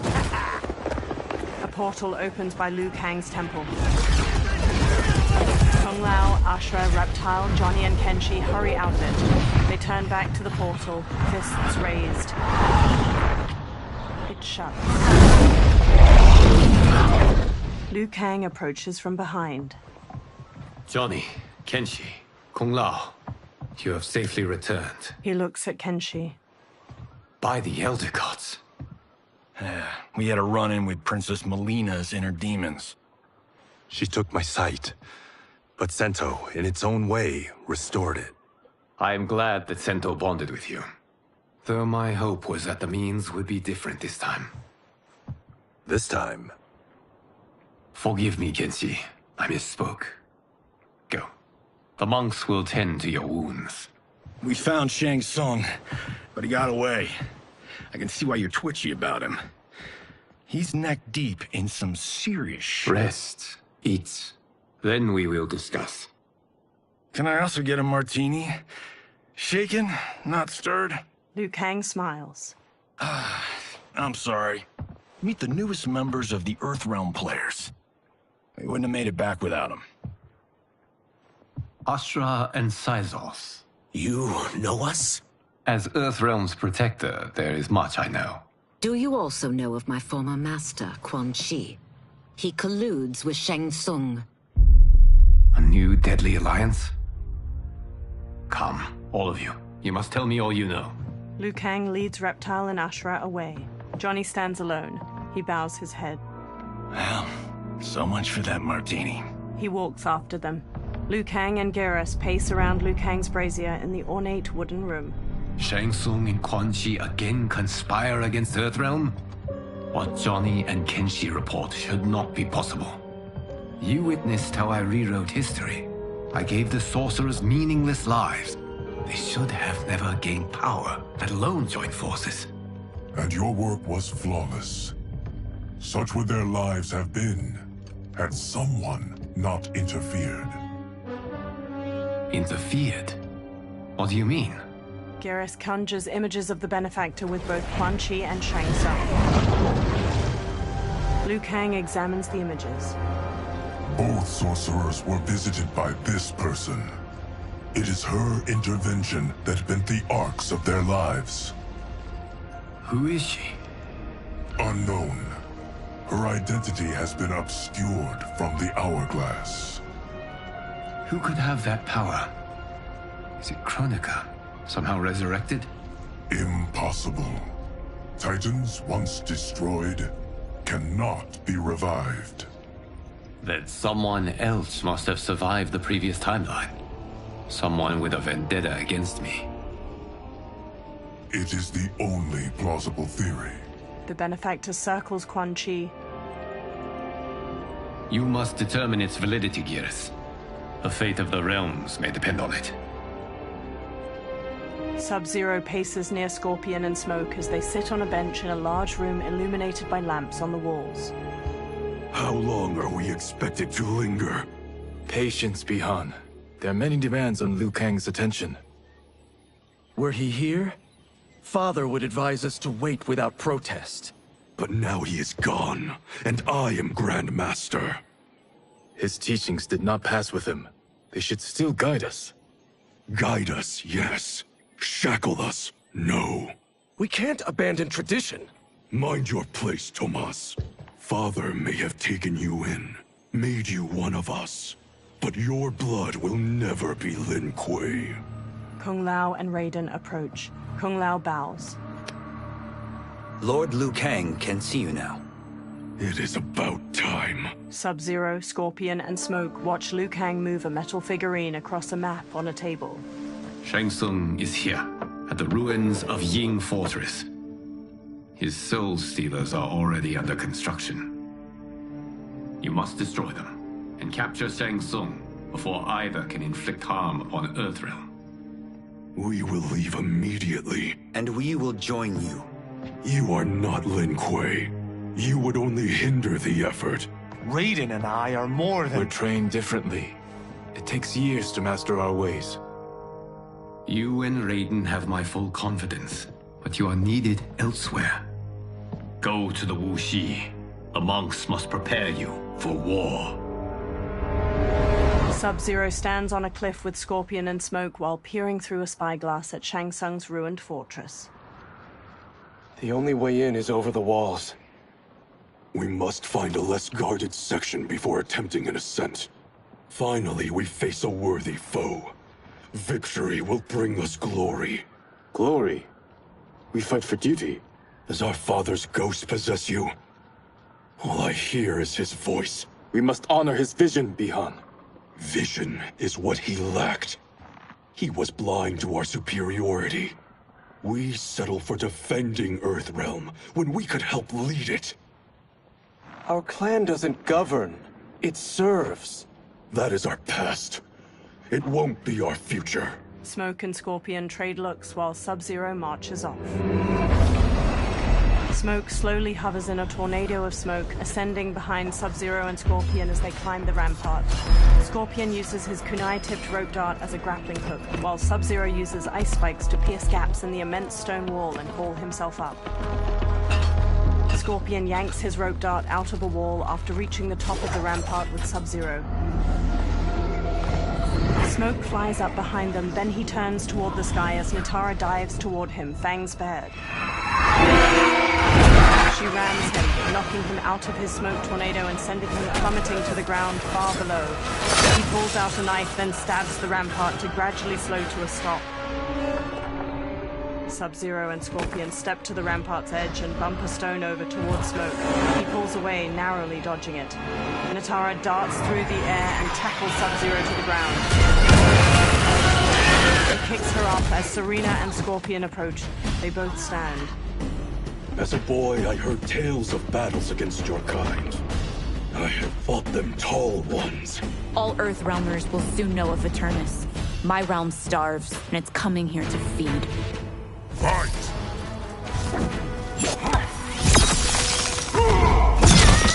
Numb to the pain.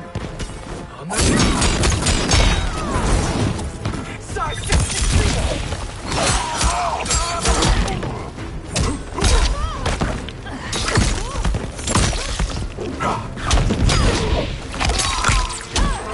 I'm still hungry.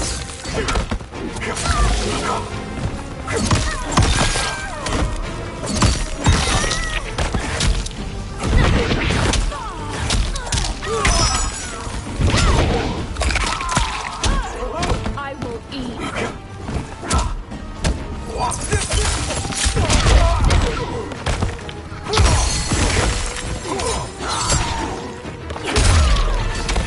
Think you've overcome me? Think again. Fight.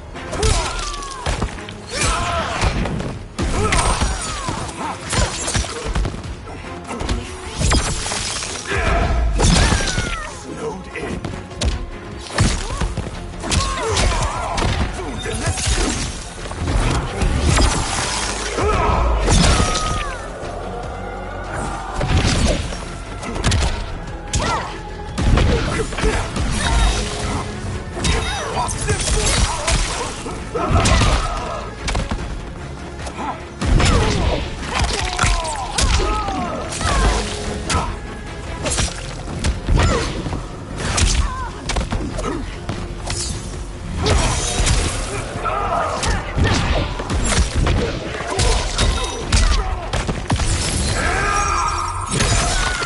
Flicker hits the victim's face with a hook, then twists their arm to break their shoulder. Sub-Zero slides on ice shards which stab up through his victim's abdomen and skull. He then chops down with an ice warhammer. You will end this day hungry. The telekinetic energy grabs Sub-Zero's legs. What is this? Ermac flies to him. We are charged with defending the fortress. None will escape us. Telekinetic energy grabs Sub-Zero's arms and forces them out to his side. Test your might.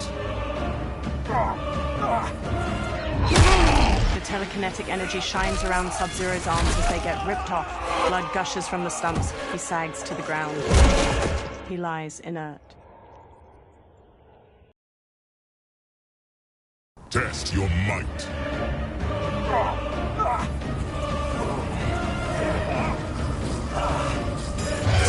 Sub-Zero launches an ice bolt at Ermac, knocking him out of the air to the ground. You are Quan Chi's creation. Liu Kang warned about you. I had hoped for the chance to battle your dark magic. Fight!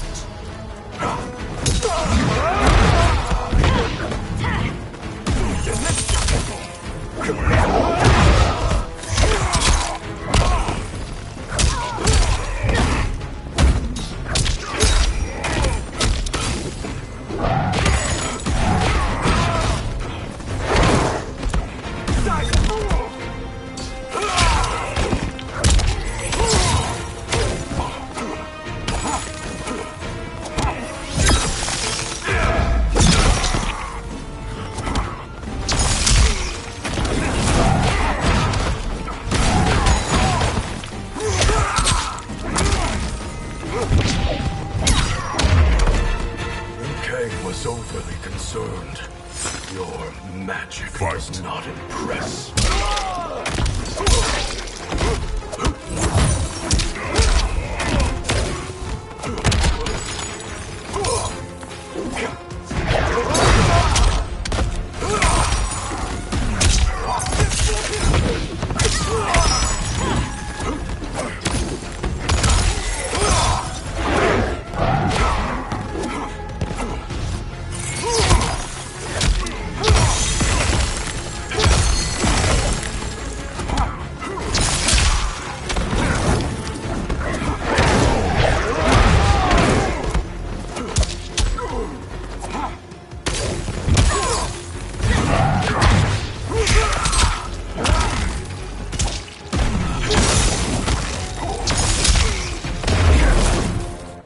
Sub-Zero eyes Ermac. You're not so fearsome. Scorpion and Smoke run to him. You're both unharmed? We are, brother. Good. After our years of idleness, it pleases me to again face combat. I will be pleased when we complete our mission. They sprint across the fortress. Sub-Zero blasts a trail of ice and slides across it to a wall beside a portcullis. Scorpion and Smoke stand on the other side of it. Sub-Zero peers through the opening, then nods to the other two before sneaking through it with them. They step to an inactive Soul Stealer, its fused humanoid bones bound to strips of cloth and shaped into a tall spiral. Sub-Zero reaches toward it. Be careful with what you're handling. We have no time for mistakes. Scorpion, Smoke, and Sub-Zero slink away toward numerous other Soul Stealers. Continue working. I must oversee production of the remaining basins. Quan Chi steps away from cloaked workers constructing a Soul Stealer. He walks through an enormous archway lined with terracotta soldiers leading into the fortress. Sub-Zero covers the mouth of a guard from behind and impales his chest with an ice dagger before setting him down. That's Quan Chi. The other sorcerer Liu Kang described. Kuai Liang and I will capture him. Stay here. Do not let them activate the Soul Stealers. Quan Chi steps down a corridor hedged in with more terracotta soldiers. Flames flicker in numerous braziers lining the walls and gold coins litter the stone floor. Sub-Zero and Scorpion slowly follow him as he steps through a doorway into another room. Sub-Zero pauses by a heap of gold coins. He picks one up and inspects it in the firelight. He looks past it at mounds of gold coins sitting in the room beyond the corridor. Sub-Zero and Scorpion look past the treasure at Quan Chi on the other side of the room with multiple women in leather armor and skeletal masks. There will be spoils in this war. Let us win it first, brother. They glance at the doorway behind them, then hurry off as Shang Tsung emerges from it. Smirking, Shang Tsung strides across the treasure room toward Quan Chi and the women. Quan Chi steps to him. Will the Soul Stealers be completed on time, Quan Chi? Yes. Our benefactor's guidance has proven most helpful. If we break it, we'll halt their construction. Agreed. Sub-Zero and Scorpion step out from behind a large ruined door and charge Quan Chi and Shang Tsung. The green energy pools around Quan Chi's hands and he blasts heaps of skulls at Sub-Zero. Sub-Zero smashes his way through them while Scorpion trades blows with Shang Tsung. Sub-Zero and Quan Chi each dodge the other's kicks. Then Sub-Zero front kicks him back. Ah, the Lin Kuei. We have been expecting you. Were you told also to expect defeat? This ends no other way. Fight!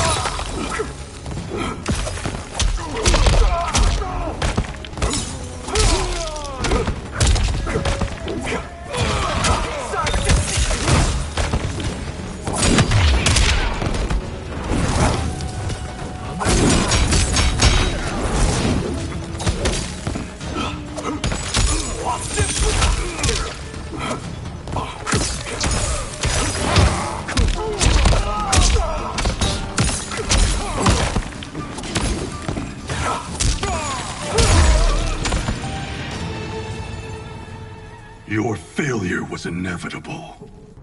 Scorpion evades Shang Tsung's knife hand strike, then jabs his gut and sidekicks him back. Shang Tsung shoots the fire skull at the giant pile of coins and jewels behind Scorpion, sending it sliding down and burying the warrior. Sub-Zero shoots an ice beam, but Shang Tsung blocks it with a shield of fire. This is so unnecessary. What I can offer you, you won't decline. Unless it's your surrender, I am not interested. Fight!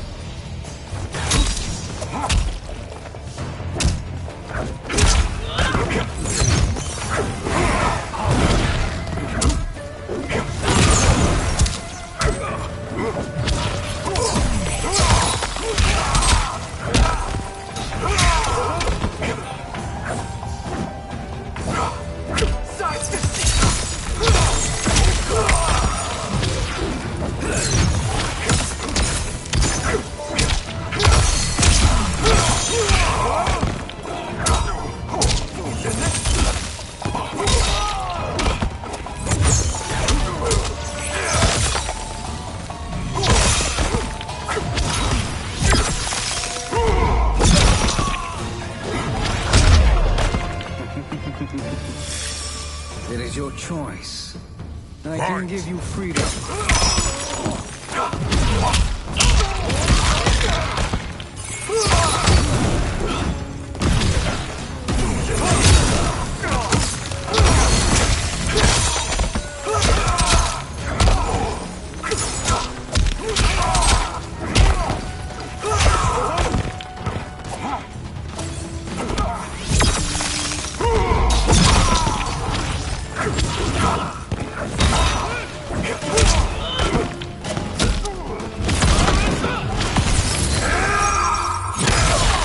attacker hits the victim's face with a hook, then twists their arm to break their shoulder. Sub-Zero slides on ice shards which stab up through his victim's abdomen and skull. He then chops down with an ice war hammer.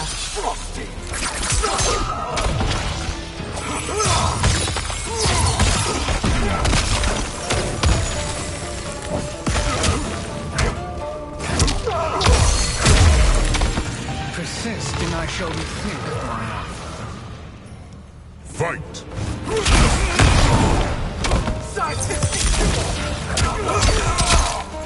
Winter wind!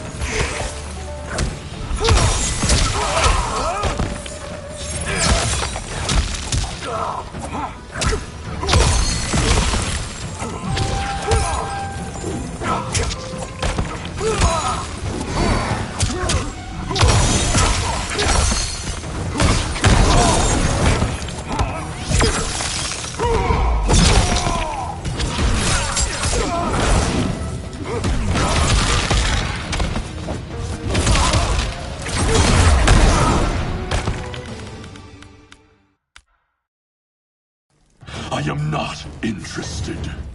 Fight.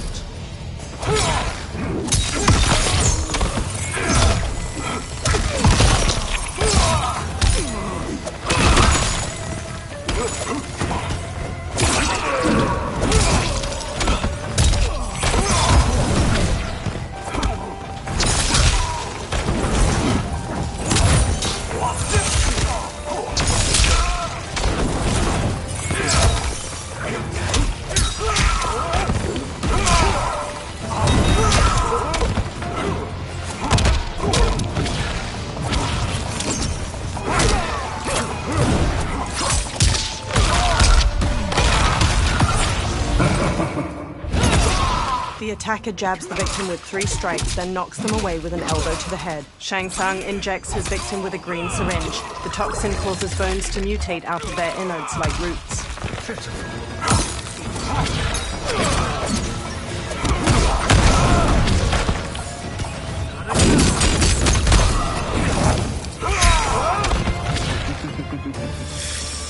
It is your choice.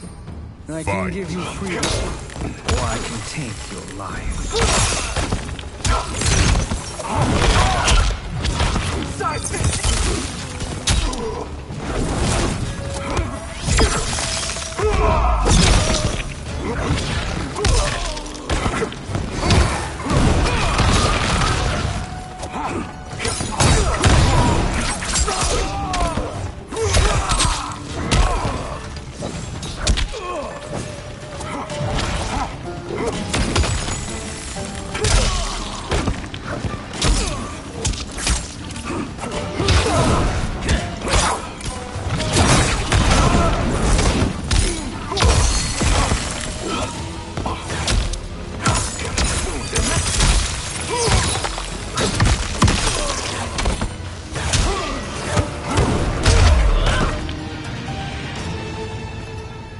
I had hoped for a worthier enemy.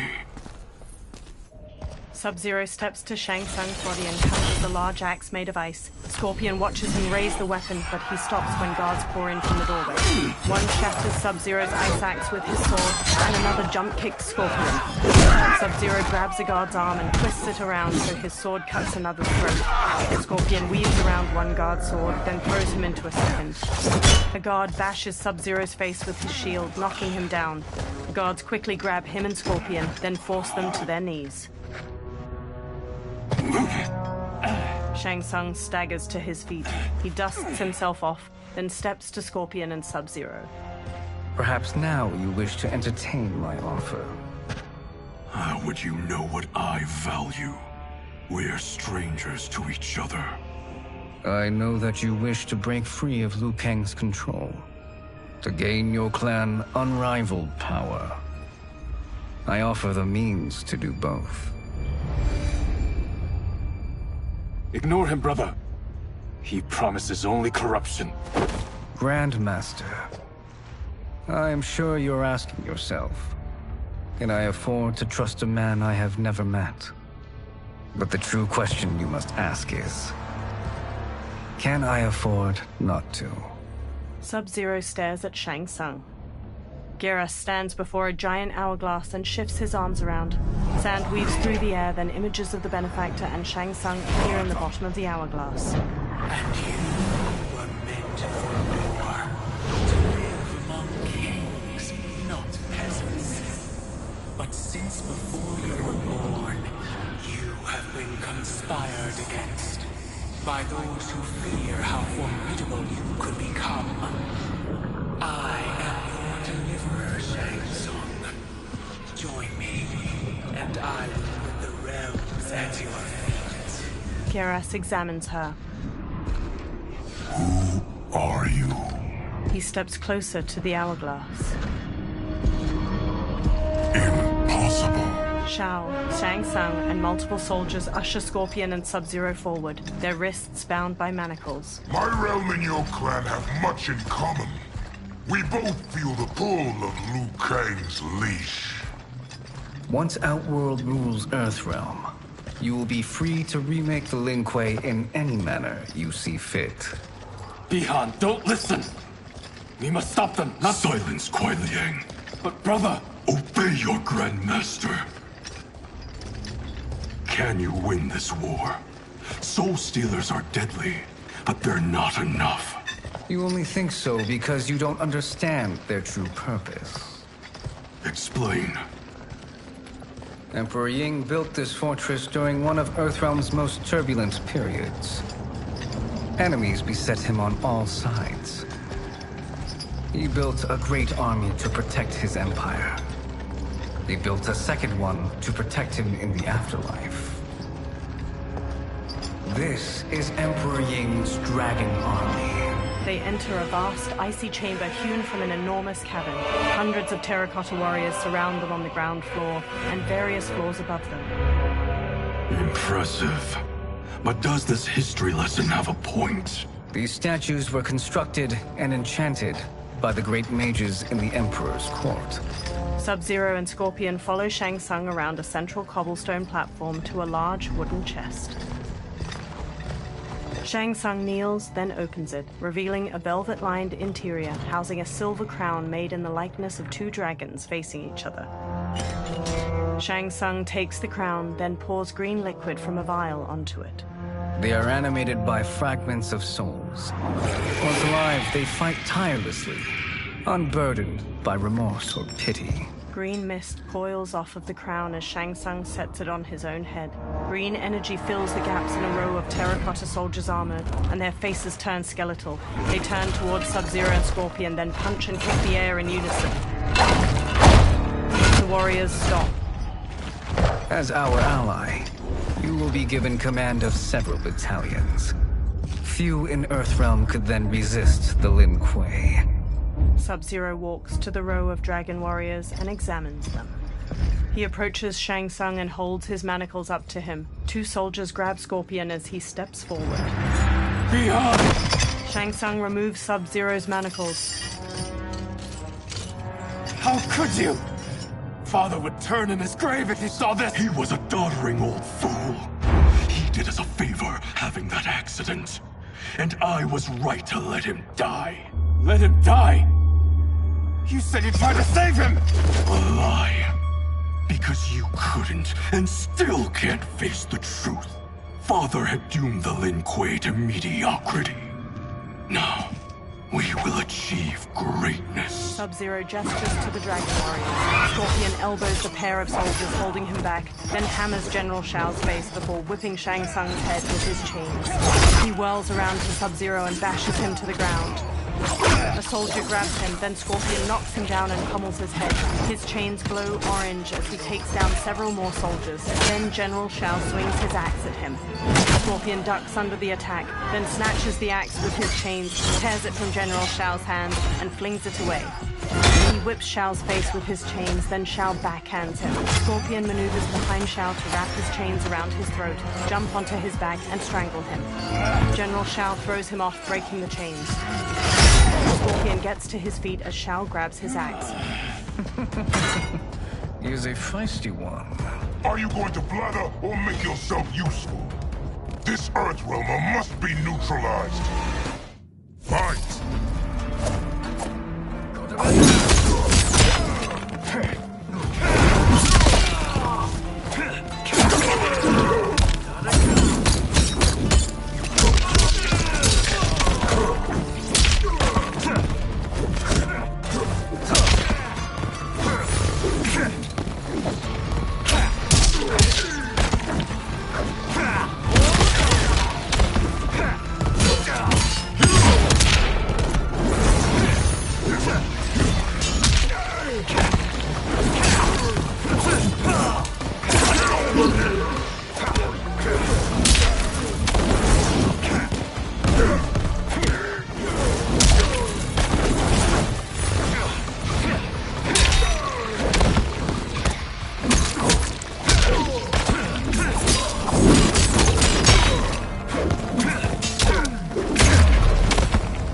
You may corrupt Bihan, but you won't corrupt me.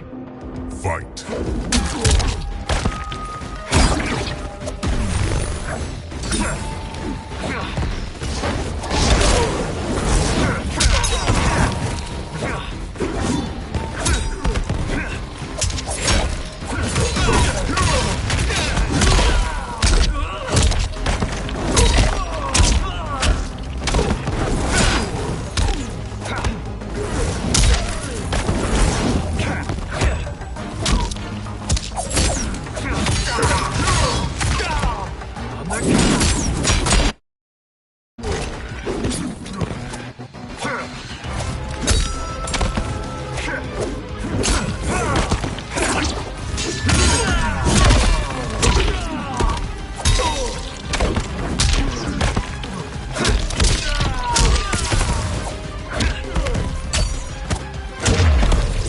Such fire, Earth. It's a shame you waste it.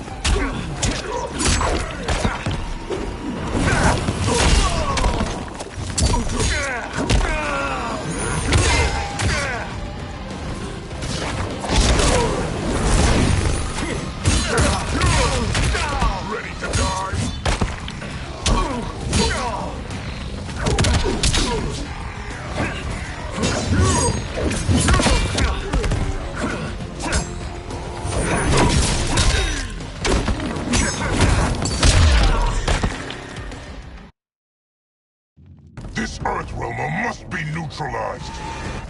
Fight.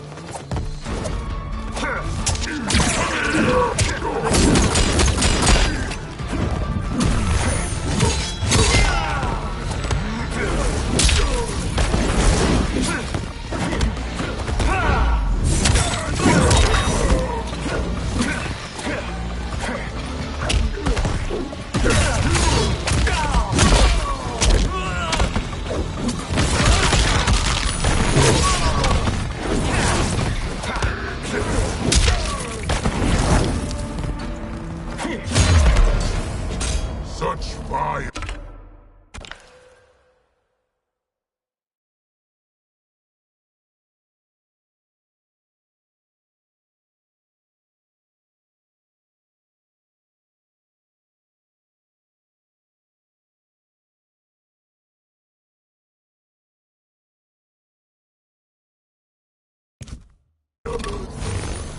It's a shame you waste fight.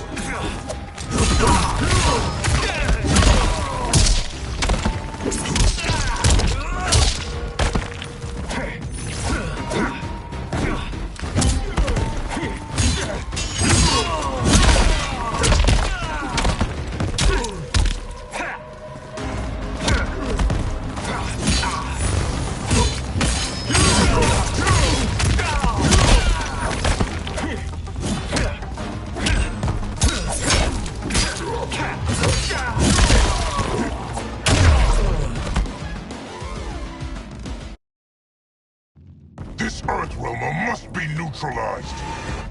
Fight!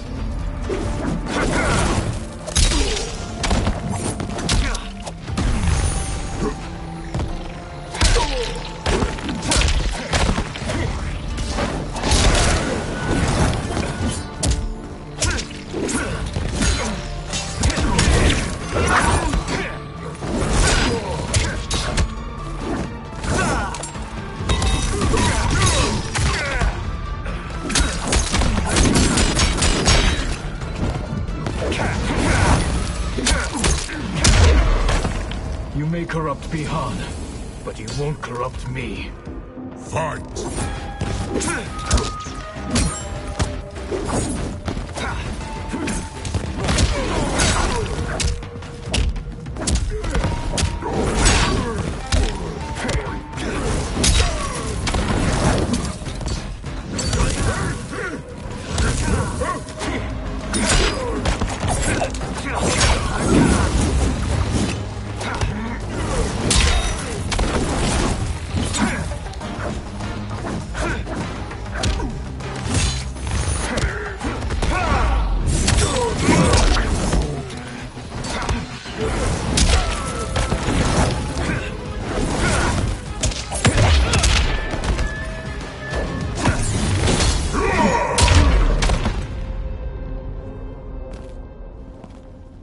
Neither of you are up to the task.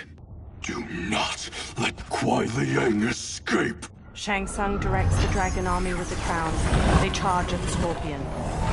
Scorpion shoots flames to burn the undead warriors. They disintegrate before reaching him, one with his sword a mere hair away. He sprints out of the tomb of the dragon army, past hordes of unanimated warriors. He dashes toward the dilapidated castle. He enters the Great Hall and sneaks cautiously through wood and stone wreckage. He reaches 3 fire pits, where Quan Chi and Rain gather. The duo discusses a pot of melted metal as it pours. Purity is important. Pollutants impact efficiency. Like barnacles on a ship's hull. They create drag and reduce speed. I see. As Scorpion slinks past, his reflection glints off of a shield that hangs from a wall, which catches Rain's eye. Rain squints. Unaware, Scorpion tiptoes away. Rain wields his staff and hurls a burst of water at him.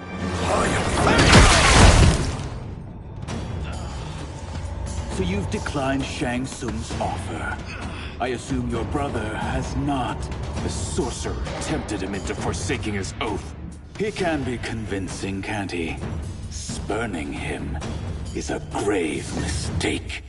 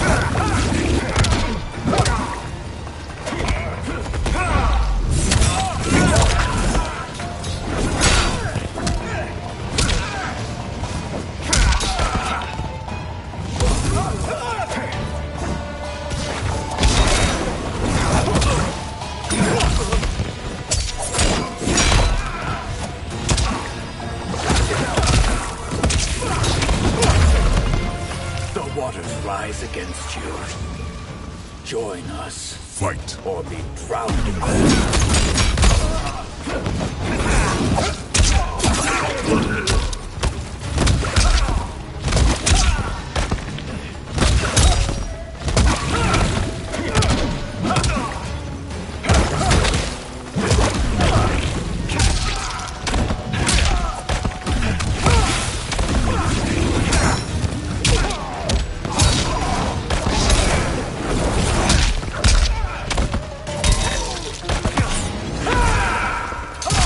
attacker jabs the victim with 3 strikes, then knocks them away with an elbow to the head. Rain summons 2 tendrils of water, which wrap around the victim's hips to electrocute them and shatter their pelvis.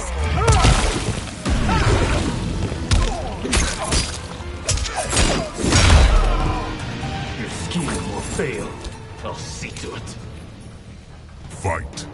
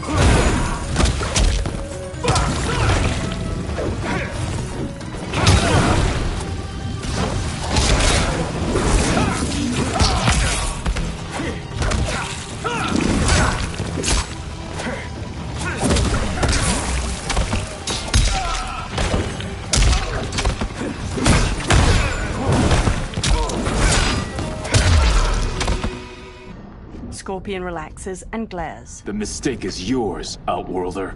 Havik and Darius storm in. What have you done? They rush Scorpion. He dodges Darius's punches and blocks Havik's kick. He grasps Havik's arm and smashes his head, kicks him away and brawls with Darius. He whips out his rope dart, lances Havik's stomach, and slams him against a wall. He throws a series of punches at Darius. Havik kicks Scorpion towards a pot of melted metal.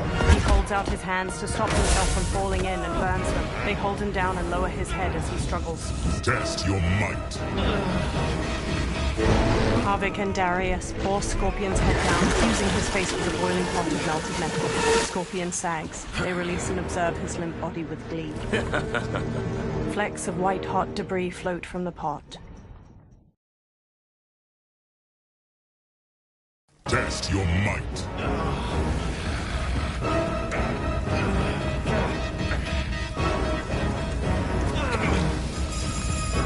Scorpion headbutts Darius and strikes Havik. He elbows Darius away. He grips Havik by the neck and shoves his face into the boiling metal.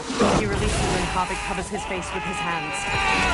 Havik staggers away, dripping blood that sizzled when it hits the ground. Havik turns to reveal his disfigured face. His nose and lips have dissolved, and his charred teeth are exposed from his blistered jaw. I am not finished. For burning me, you'll burn in the Netherrealm. Fight.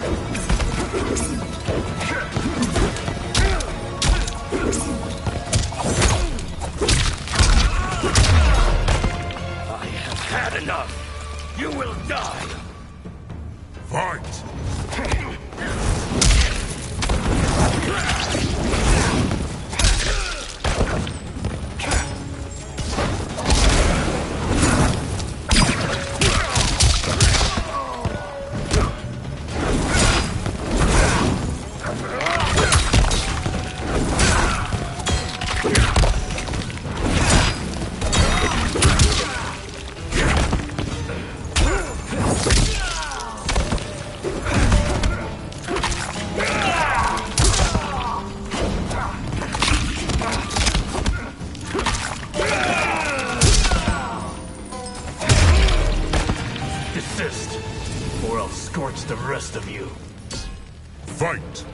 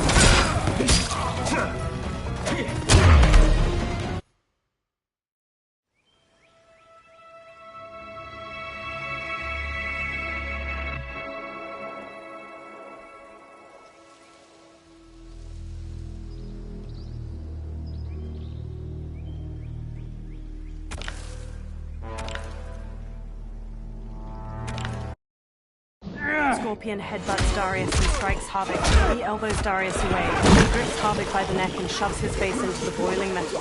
He releases and Harvick covers his face with his hands. Harvick staggers away, dripping blood that sizzles when it hits the ground. Harvick turns to reveal his disfigured face. His nose and lips have dissolved, and his charred teeth are exposed from his blistered jaw. I am not finished. For burning me, you'll burn in the Netherrealm. Fight! We won't be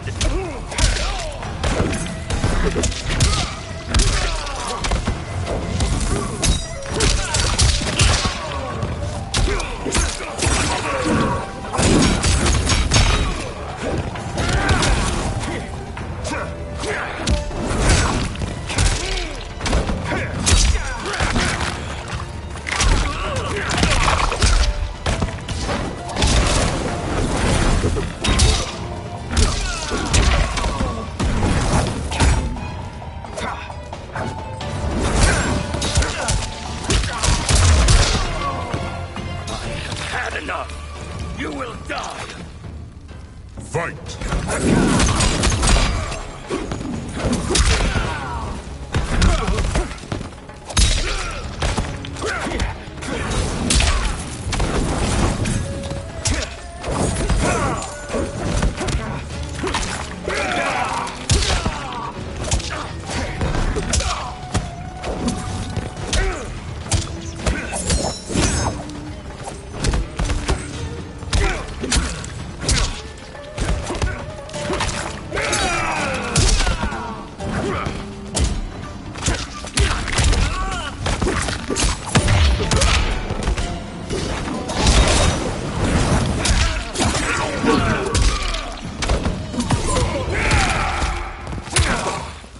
Darius jabs the victim's jaw, then stomps on their knee to shatter their femur and shin.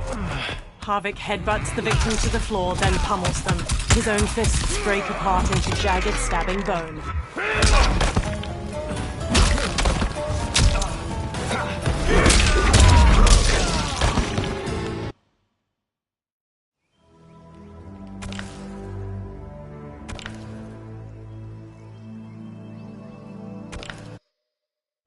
Scorpion headbutts Darius and strikes Harvick. He elbows Darius away. He grips Harvick by the neck and shoves his face into the boiling metal. He releases and Harvick covers his face with his hands. Harvick staggers away, dripping blood that sizzles when it hits the ground. Harvick turns to reveal his disfigured face. His nose and lips have dissolved, and his charred teeth are exposed from his blistered jaw. I am not finished. For burning me, you'll burn in the Netherrealm. Fight!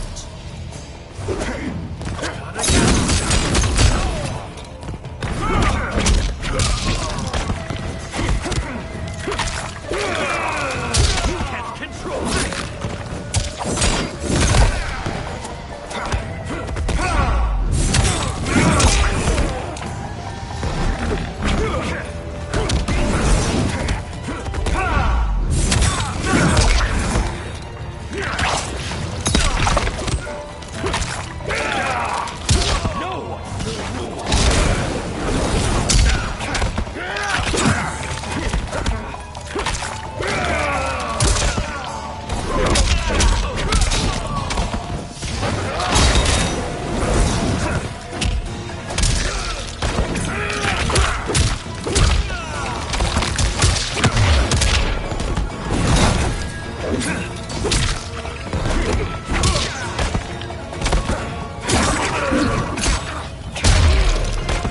Desist, or I'll scorch the rest of you. Fight.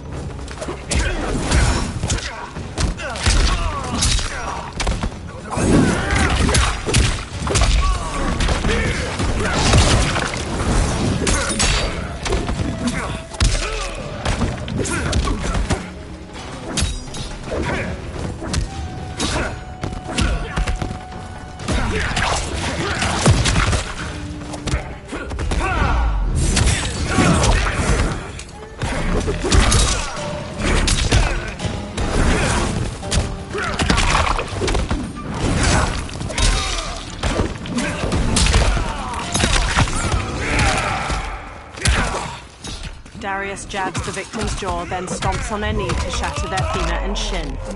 Harvick headbutts the victim to the floor, then pummels them. His own fists break apart into jagged, stabbing bone. I have had enough! You will die! Fight.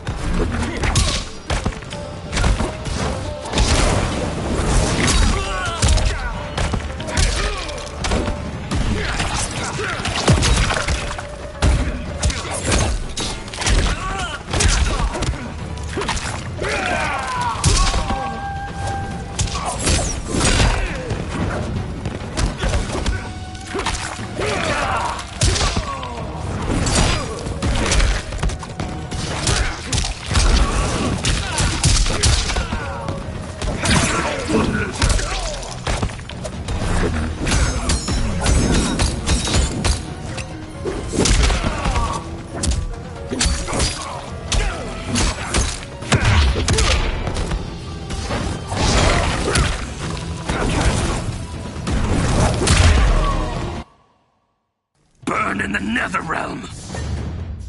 Fight.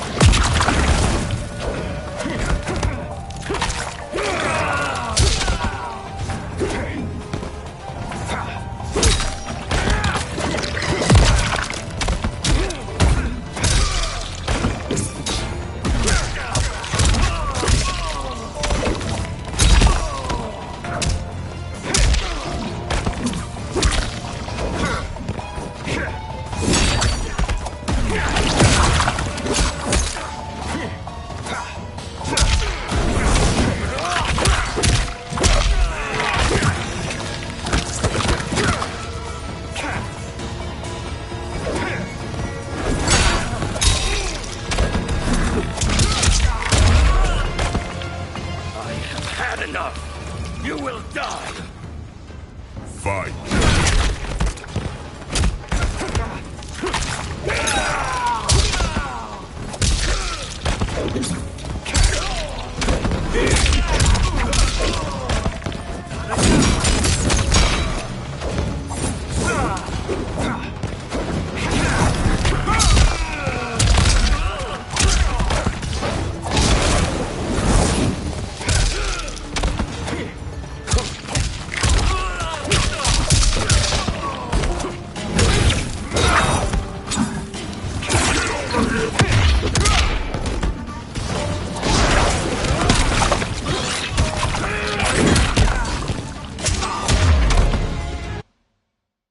Burn in the Netherrealm! Fight.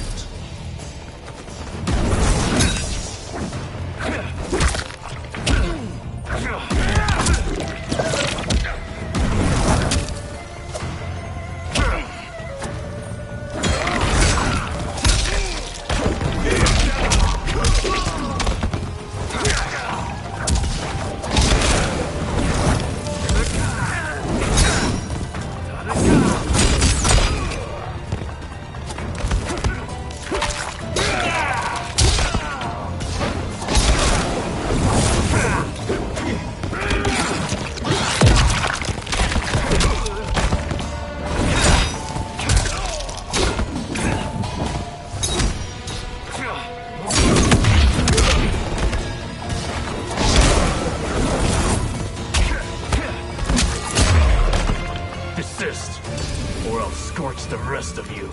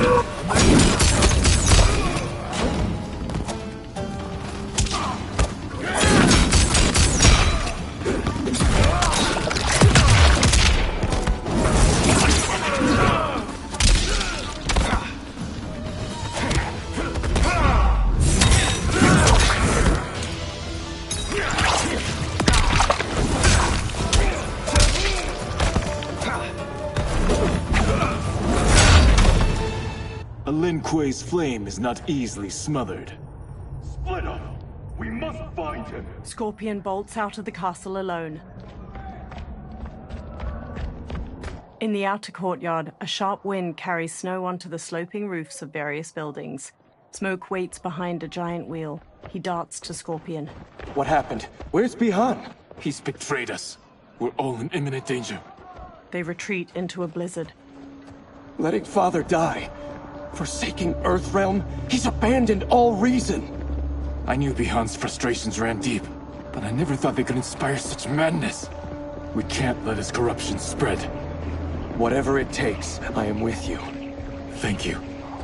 We may not share blood, but we are brothers. Sub-Zero emerges. Do your oaths mean nothing? It's your duty to obey my will. Not when it betrays Lin Kuei principles. We won't sacrifice them to serve your ambition! An ice dagger materializes in Sub-Zero's hand. He slashes at Scorpion, who swerves. Scorpion stomps his brother's side, then kicks his jaw. He traps Sub-Zero's dominant arm and twists. Sub-Zero breaks free with a kick. He punches Sub-Zero in the throat. Scorpion tries to wrestle the ice dagger from Sub-Zero's hand, but Sub-Zero slices his palm. He squeezes his wounded hand into a fist as Sub-Zero advances. As snow flutters, Sub-Zero stabs and swipes at his brother, who dodges and retaliates with his fist. Sub-Zero carves at his brother's head, but Scorpion grabs his arm with both hands. He looks up and sees Sub-Zero's empty fist. Sub-Zero cuts his face with the dagger in his other hand, leaving a trailing scar. Kuei Liang! Stay back! This is my fight. End this, brother. Embrace the future. I want no part of it! You pervert all that it means to be Lin Kuei! Fight!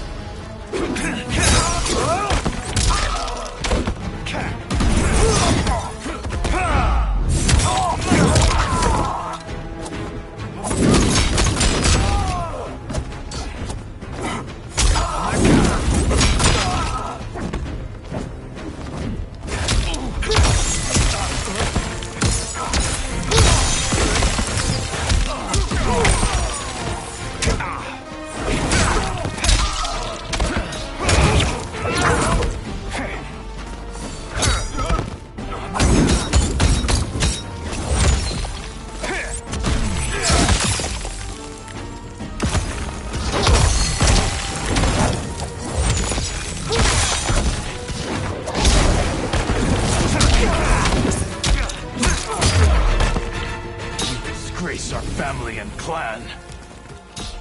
Fight!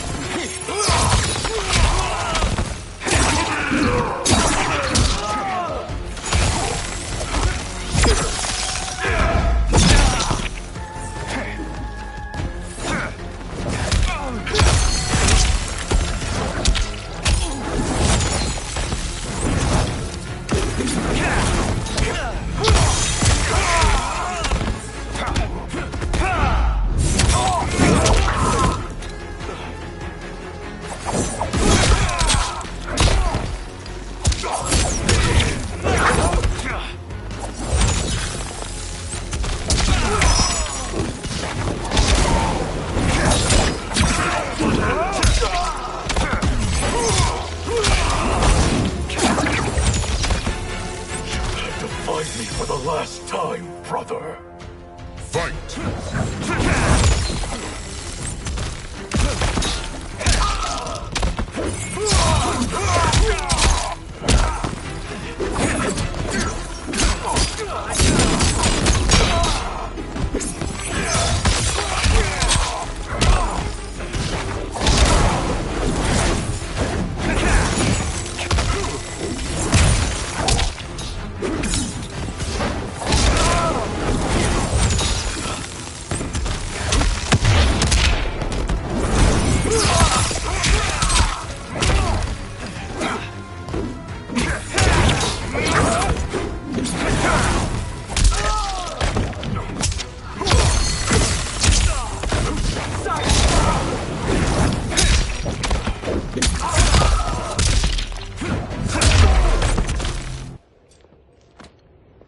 You are my Grandmaster no longer.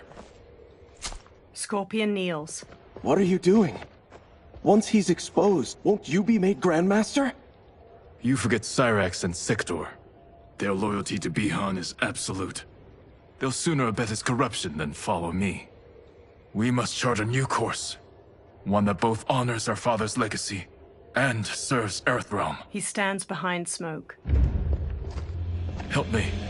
We can't leave him here to aid Shang Tsung. Later, Scorpion rushes into the surrounding woodland with Smoke, shouldering Sub-Zero's comatose body. They halt and watch 4 columns of green light flare from the Yin Fortress ruins, swirling into the clouds. Simultaneously, at the Wuxi Academy, Liu Kang studies the same Soul Nados.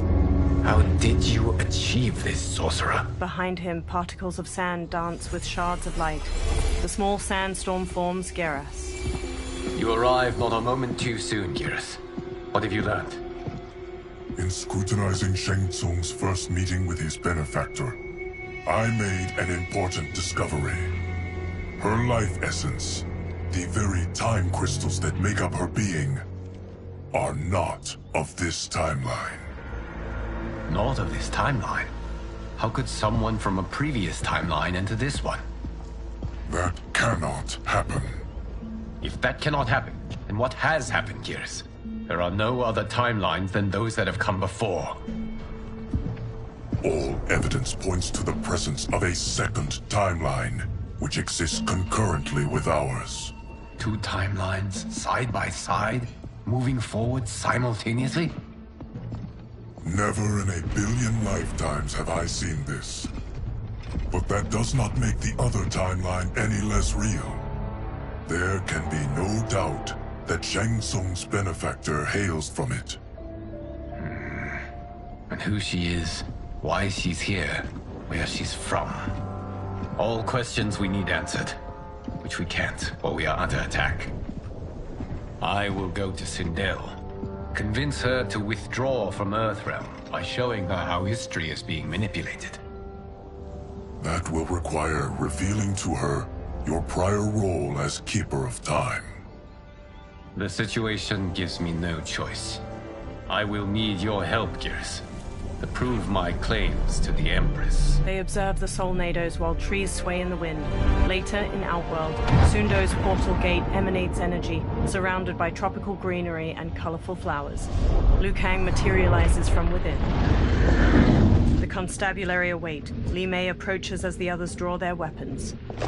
She walks between weathered lion statues and reaches a platform bordered by water. Return home, Lord Liu Kang. I am to let no one pass. I must see Her Majesty. She must call off her attack on Earthrealm. Her decision was unwise, but she no longer seeks my counsel, and I doubt she's interested in yours. The Empress has been deceived. Shang Tsung and General Shao have fomented this crisis as a means to steal her throne. General Shao? I knew he was hiding his true intentions.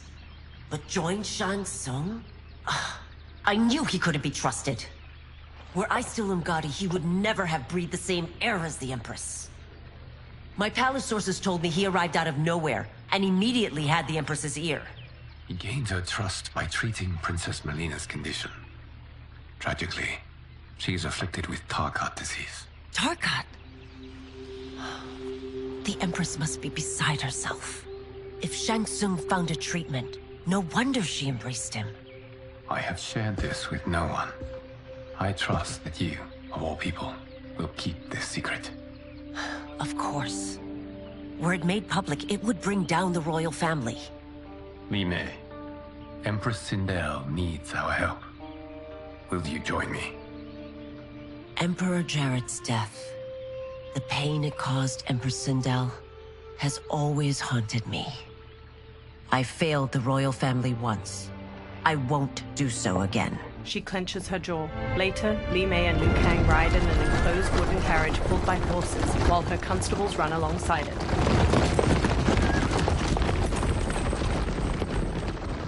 Everything now makes sense.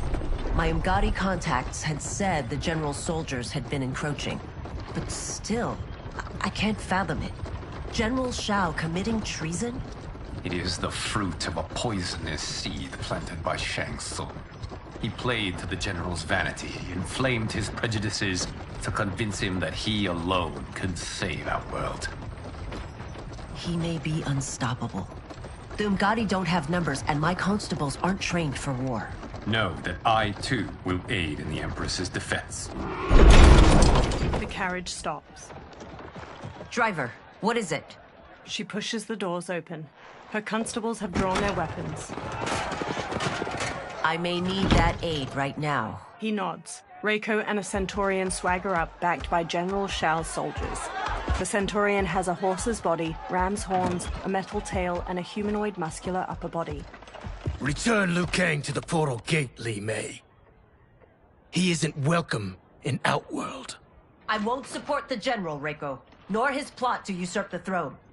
Then you won't live to see the new regime. The Centaurian rips off a constable's arms. He bucks and stomps his victim to the ground with heavy heaves. Reiko slashes constables with a knife. He rolls and stabs a constable in the throat. Blood spurts as he yanks it out. He flings the blood off his knife. Li Mei shuts the doors. They have us surrounded. I am Earthrealm's protector, Li Mei. I am no stranger to combat. Then let's get out there. She throws open the doors and sprints. She kicks two soldiers in their chests and sweeps her leg to trip another. Li Mei springs back up and faces Reiko, who tosses a constable over his shoulder. You should have joined us, not the constabulary. We could have used your Umgadi skills. Enough! I've no use for a traitor's compliments. Fight!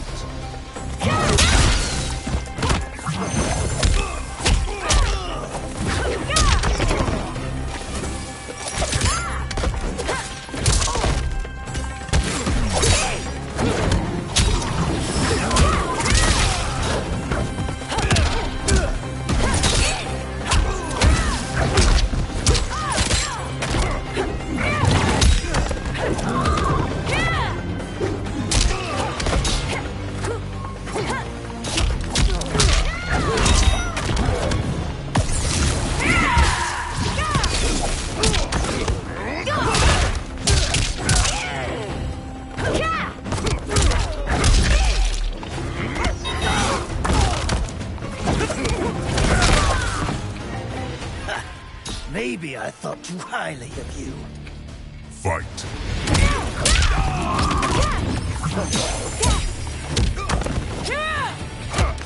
Fight me!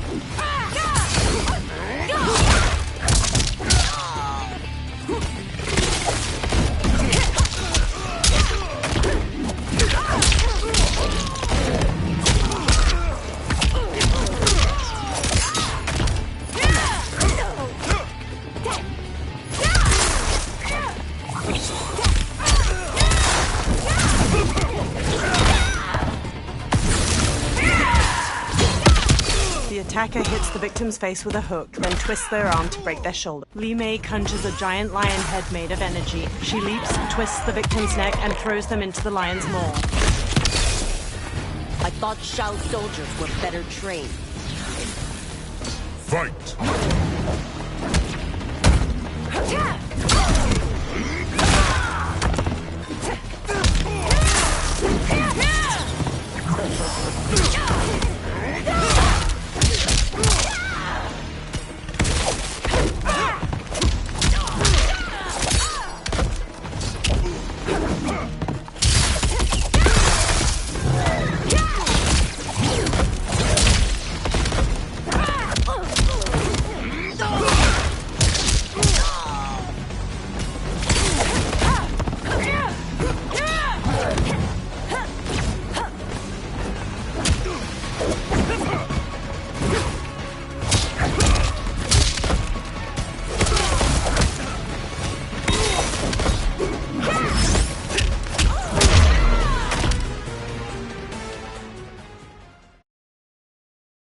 Enough. I've no use for a traitor's compliments.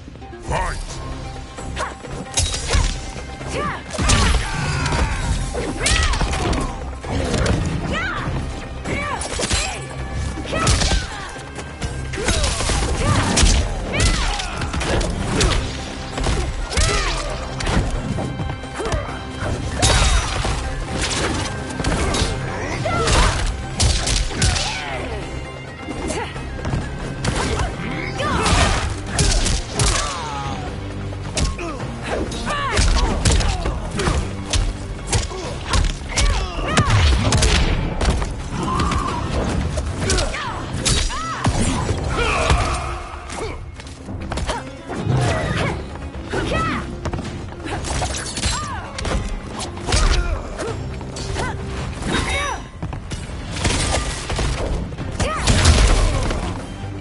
Shao's soldiers were better trained.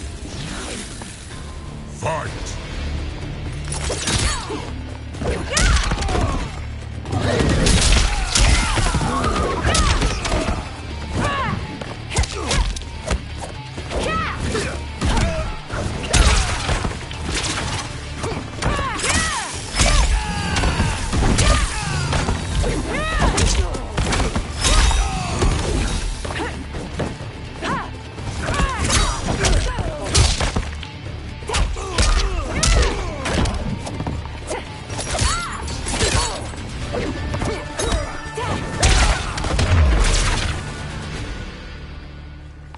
You and your accomplices will face judgment, Reiko.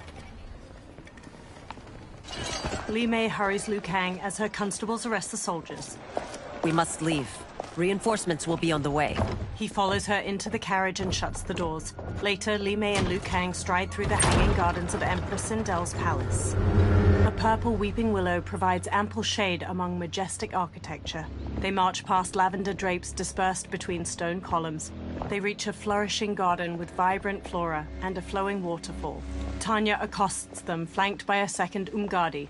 She points her staff at Liu Kang. Word of his arrival precedes you. Surrender if you wish to remain unharmed. Let us pass, Tanya. The Empress and her family are in danger. He brings word that Shang Tsung and General Shao plot against them. The General? Are you so easily taken in by lies? Once again, you prove incapable of protecting the royal house. Fight!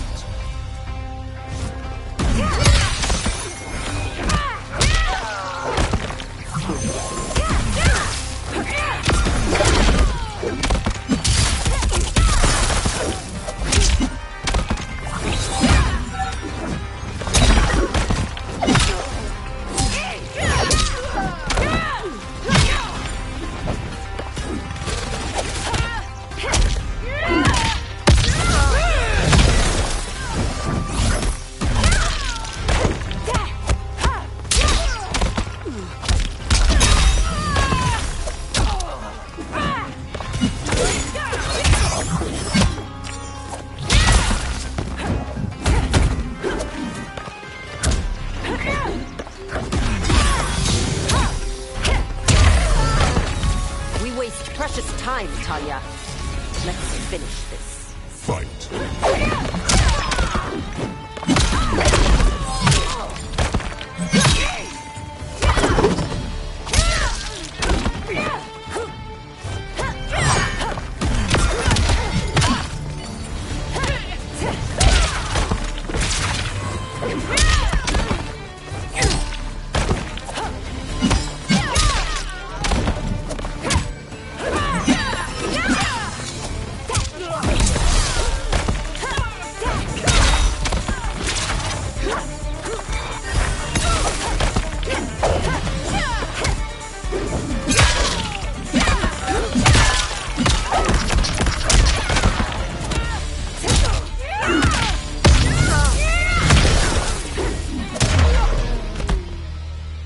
To Tanya. I'm sorry you made that necessary.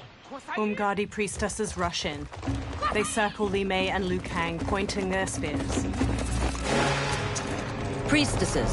Li Mei holds out her arms as she and Liu Kang stand back to back. You know who I am. Of my deeds when I was one of you. I may no longer be welcome, but in my heart, I am still Umgadi. I will always honor my vows. He's here to end a threat to the Empress. Stand against us, and she will lose the throne. Stand with us, and we will save the Empire. Later, Li Mei and Liu Kang escort a bound Tanya down a hallway. Why didn't you kill me? Because we mean you no harm. And that you live will help prove that fact to the Empress. Umgadi follow as the trio enters the colossal throne room. Purple fabric drapes over the walls and pink flower petals twirl in the air. They reach Empress Sindel, who sits between Kitana and Melina. Umgadi thump their spears. How dare you, Li Mei? It's not enough that you let Jared be murdered. You'd let Liu Kang destroy the rest of my family? My heart broke when your husband died. I lost not only my Emperor, but you, my closest friend. I know you may never forgive me. She puts a hand to her chest. But don't be blinded by anger and grief. We are here to help you. Tanya chokes Li Mei with rope tied around her wrist. She elbows Tanya's head and twists around to strike. Liu Kang seizes spears. Kitana charges in, to Melina. No, daughter. Your condition. Li Mei sidesteps Tanya's punch, then kicks her to the ground. Kitana closes in. Your faithlessness astounds, Li Mei. How can you side with Earthrealm against us? I'm acting for your family's benefit, and for Outworld's. If you took a moment, you'd realize it. Fight.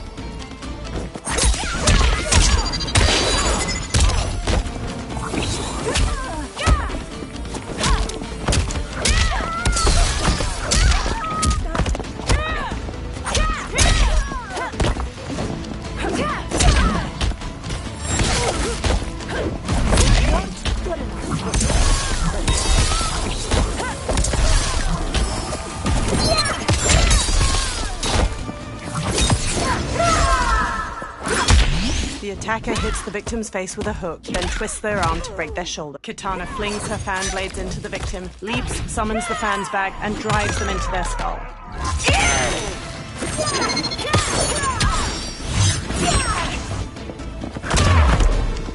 Your Highness, please. You fight the wrong battle. Fight.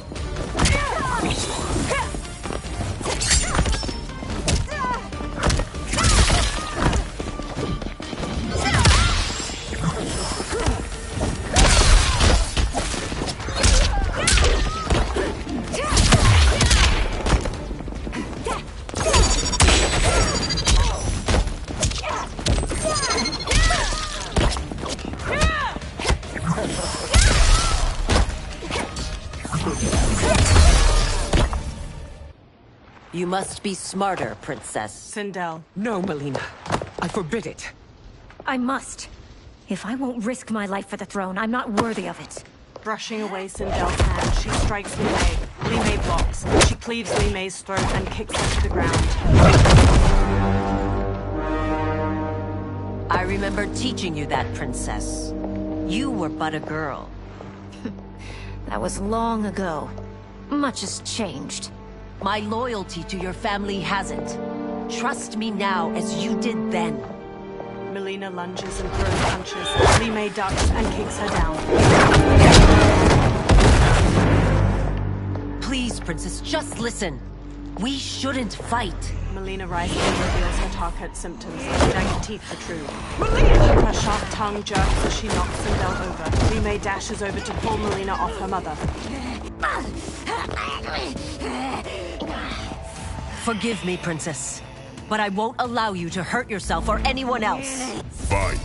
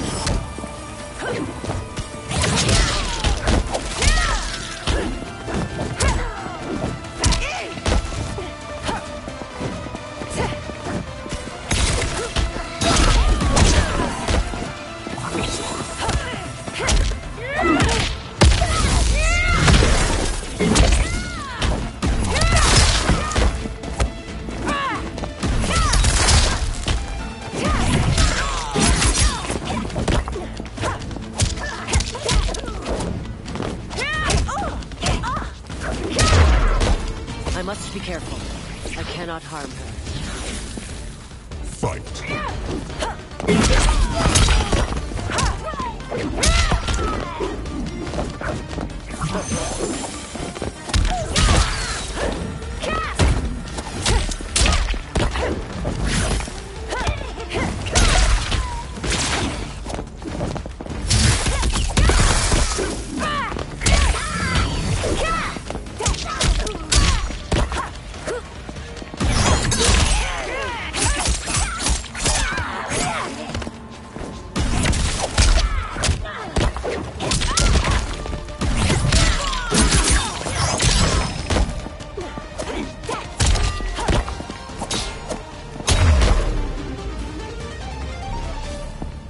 Tarkat makes victims of us all. Tanya rubs her wrists and quickly attends Melina, her black braid swaying. She procures a syringe and injects its serum into Melina's neck. The princess's wide, deformed mouth and jagged teeth recede, and her face transforms back to normal. Life returns to Melina's eyes. Sindel stands to face Li Mei. Melina groggily places her hand on Tanya's. They exchange looks. Tanya smiles. Praise Argus. Thank you. I am in your debt. No, Your Majesty. There can be no debt between friends. Liu Kang steps in. I am glad she is safe, and that our conflict has ended. It is paused, not ended. Li Mei has earned my goodwill. Whether you do remains to be seen. I seek only peace, Your Majesty. She squints. Is that why you send minions on secret missions into my empire? You've proved yourself the enemy I was long warned you would be. I understand your anger, but I had reason to believe that Shang Tsung posed a threat to both of us. Until I confirmed them, I did not want to burden you with my suspicions. And now? They have proven true. Shang Tsung, Quan Chi, the General. They conspire to conquer our realms. A serious charge. Where is your proof? At Shang Tsung's laboratory. If what you see there does not convince you, I will surrender Earthrealm without a fight. Later in the lab, Sindel grimaces at a chained hybrid with amputated limbs and spilled guts. Liu Kang, the princesses, and Umgadi watch. How could I have so misjudged them? For Shang Tsung to indulge in such depravity, for General Shao to condone it, they are not the men I thought them. Despite my best efforts, neither man nor Quan Chi are who they were meant to be. They're not your responsibility. They're Outworlders. But it is I who crafted their destinies, along with those of all other beings, at the dawn of history. You created the realms. Is your mind addled, demigod? I am a mere demigod now. But eons ago, I was more powerful than all of the Elder Gods combined. I was a Titan, and the Keeper of Time. He pushes air in a circle to create a small sandstorm. Sand and light collect to form Geras. A gold dragon tattoo sits on his bare brown shoulder. He conjures an image of an hourglass. This is Geras. Your Majesty, Your Highnesses. Geras is the guardian of the Hourglass, a celestial object which lies beyond the realms. The Hourglass regulates time and destiny.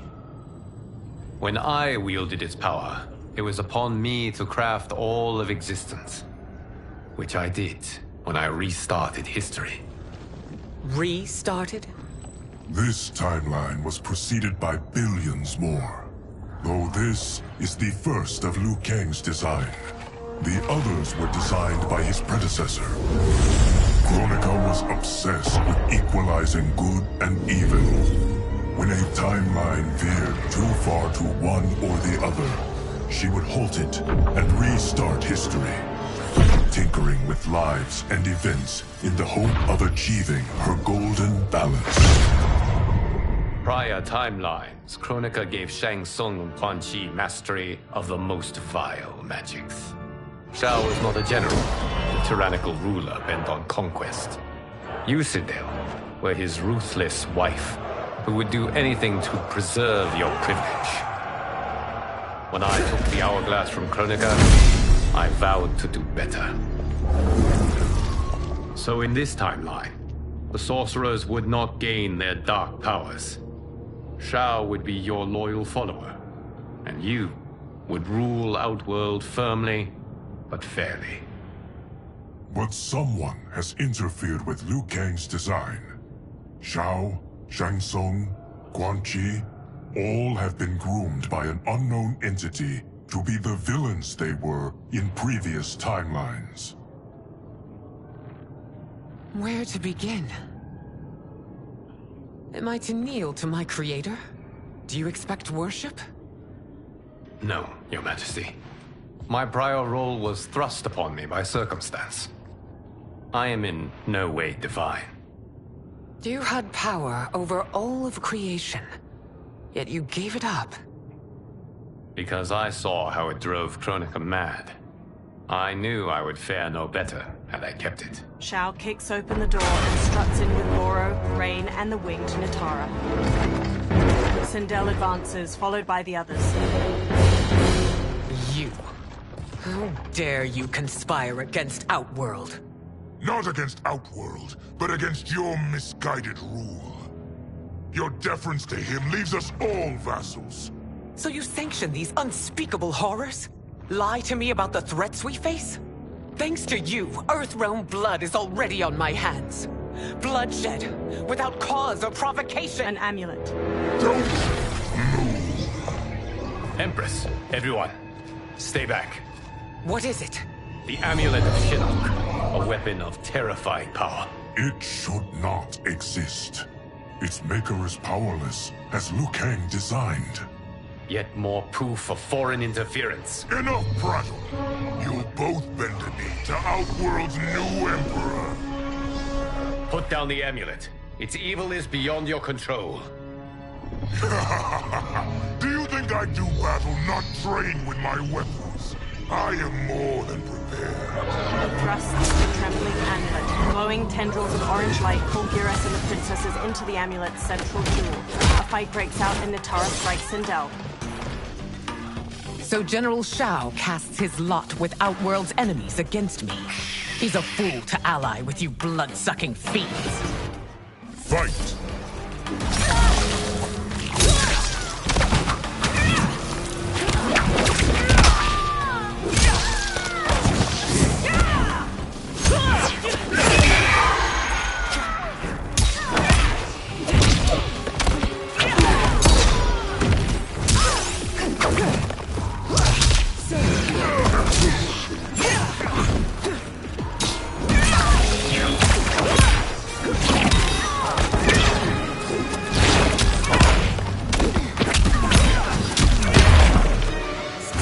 Fight on. It is a pointless endeavor. Fight.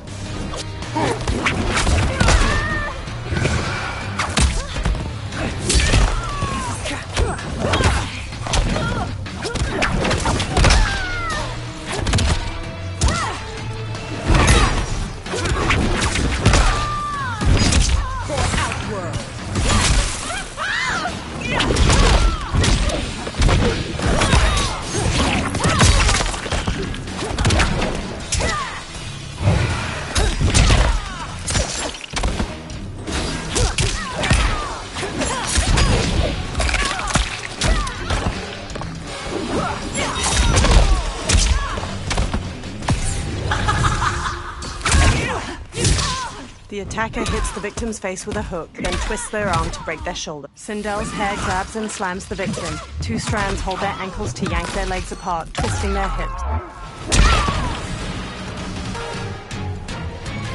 You're no better than Shang Tsung's monstrosities. Liu Kang ducks under Rain's staff swing, then elbows his face just before Sindel jump kicks him to the floor. Tanya and your daughters, they are not dead, but trapped in the amulet. We can still save them. They freeze as General Shao raises the amulet to them. Li Mei leaps through the air and kicks Shao to the floor, making him drop the amulet. Sindel grabs it. Soldiers chase them into a corridor. Liu Kang turns and blasts a stream of fire at the soldiers, igniting several. Sindel's screams purple sonic energy at the ceiling, making it collapse between them and the soldiers. Detain me! They hurry to the lab's upper level where numerous warriors and soldiers fight. Sindel marches to Reiko. It's no surprise that you are party to Shao's treason. Know that it will cost you your life. I owe him mine many times over. Sacrificing it in his service would be an honor. Fight.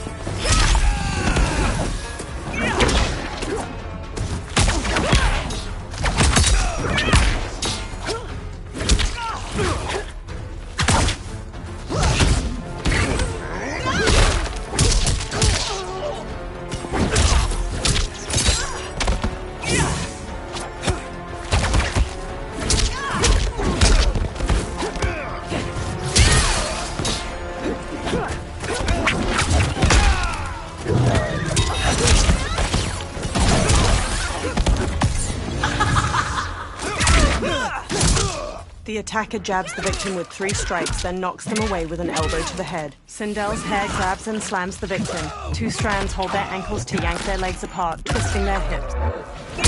What foolishness! That Shao misled you makes you no less culpable. You will answer for this crime.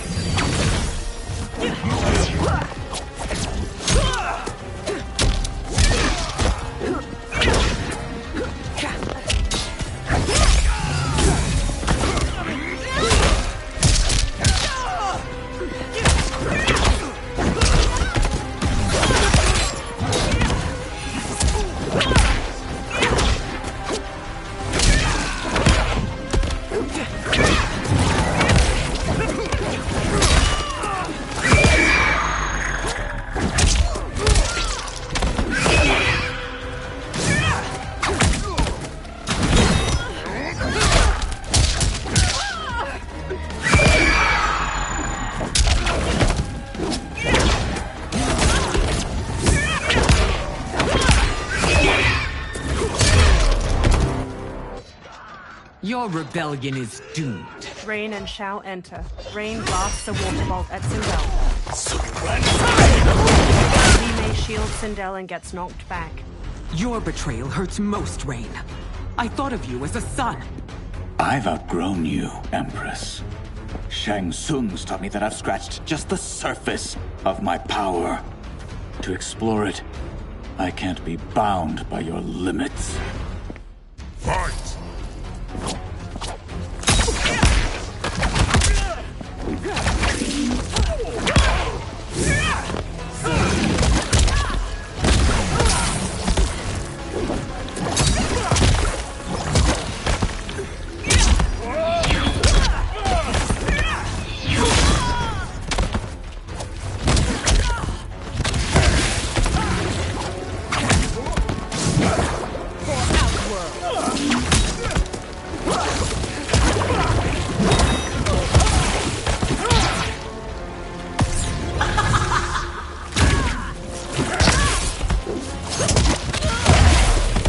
You've sacrificed your position and reputation.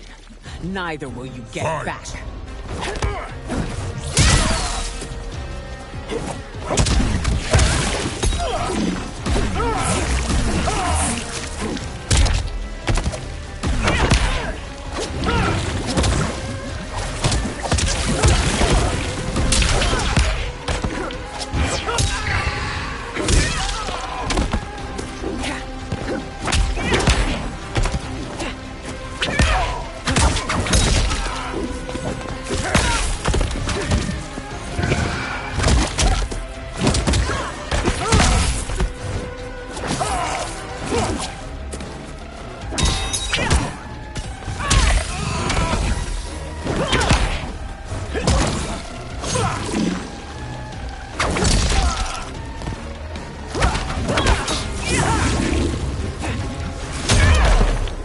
Shang Tsung's taught me more than you know. It's time I show you.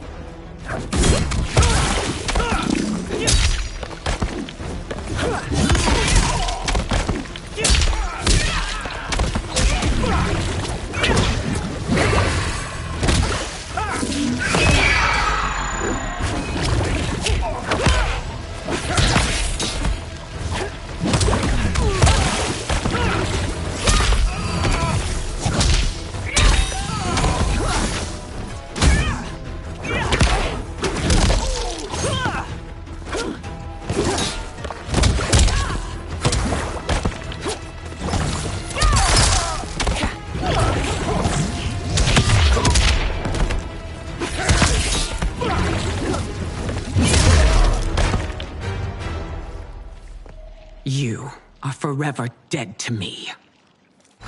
General Shao headbutts an Umgadi, then cleaves off her arm with his axe. He hacks into another's shoulder, then wrenches the blade out. Your reign is over, Sindel! I remember the weak, sickly boy you were.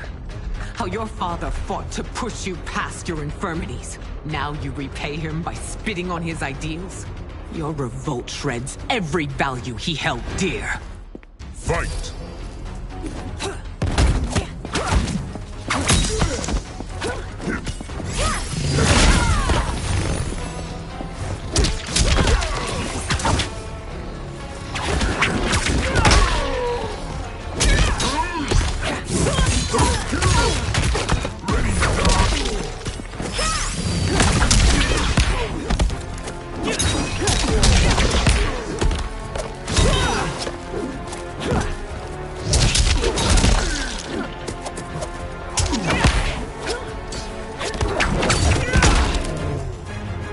Forsaken both me and the Empire.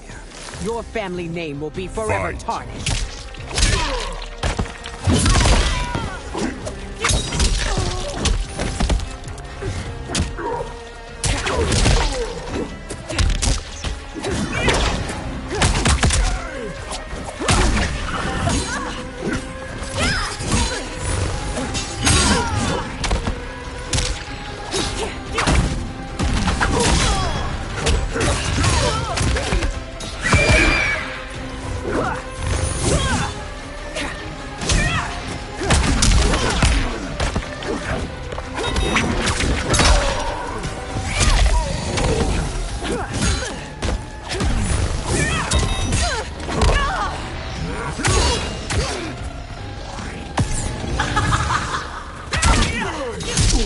The attacker jabs the victim with 3 strikes, then knocks them away with an elbow to the head. Sindel's hair grabs and slams the victim. 2 strands hold their ankles to yank their legs apart, twisting their hips.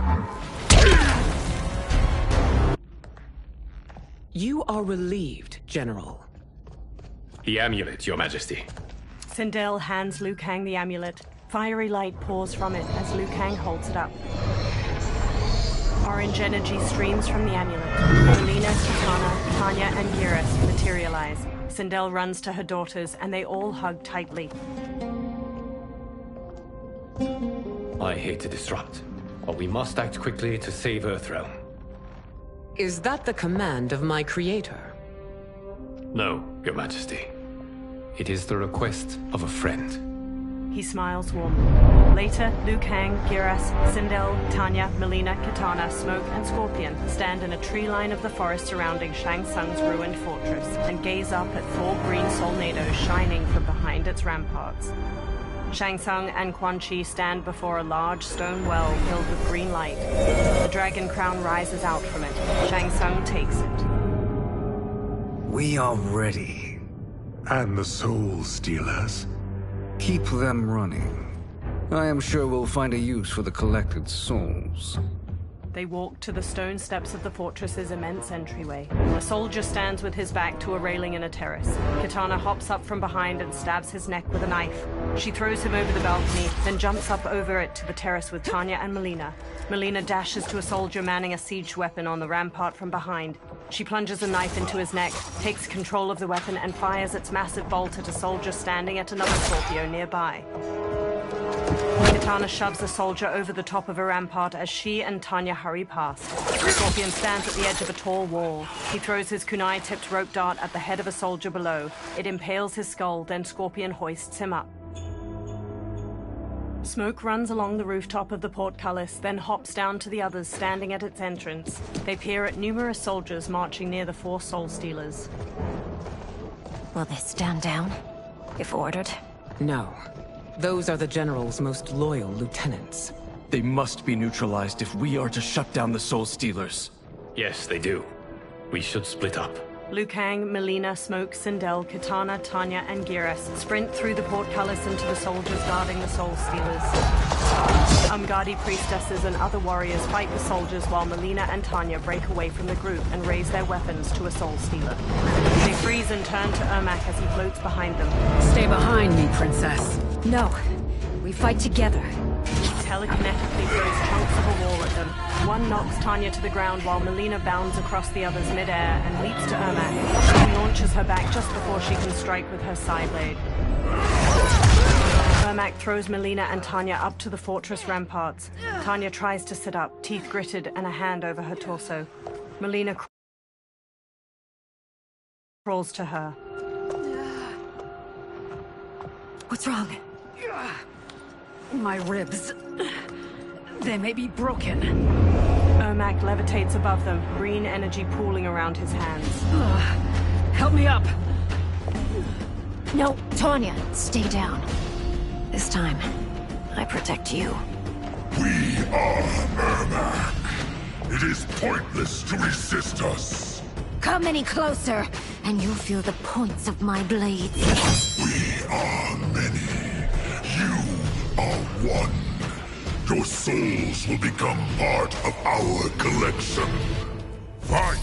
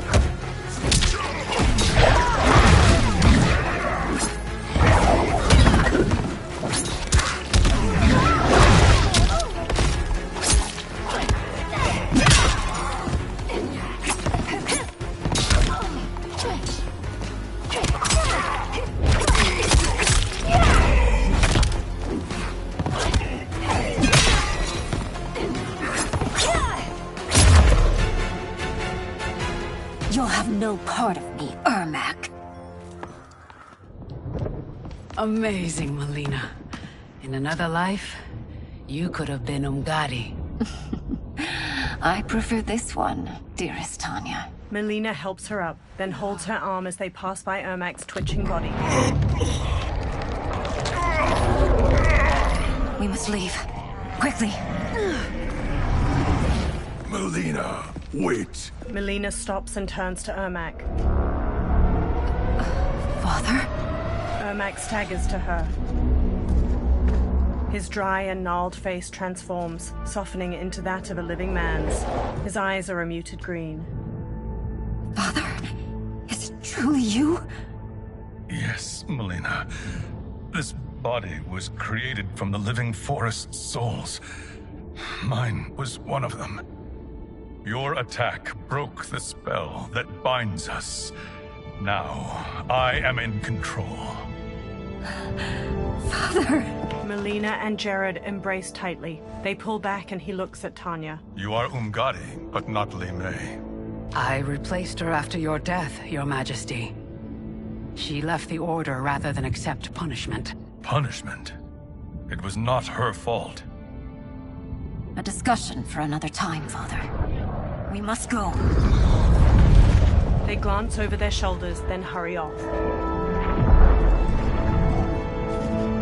Liu Kang and Geras stride across the fortress plaza while Jared floats himself, Melina, and Tanya to the ground nearby. Kitana dashes to Jared and throws her arms around him. His smile drops as he turns to Sindel. Jared? She runs to him. Yes, Sindel. It's me. How I've missed you. They share a deep smile as she touches his face. Greetings, Jared. Liu Kang bows. Liu Kang, my friend. we meet again. It is good to have you back. We once again find ourselves in challenging circumstances. And once again, we will prevail. As always, Sindel, I am yours to command. She beams as he rests a hand on her shoulder. Shang Tsung wears the dragon crown near Quan Chi in the Tomb of the Dragon Army. They watch 10 dragon warriors punch and kick the air in unison. Melina, Kitana, and Smoke sneak behind rows of inactive dragon warriors on the other side of the cavern. Melina observes Quan Chi and Shang Tsung.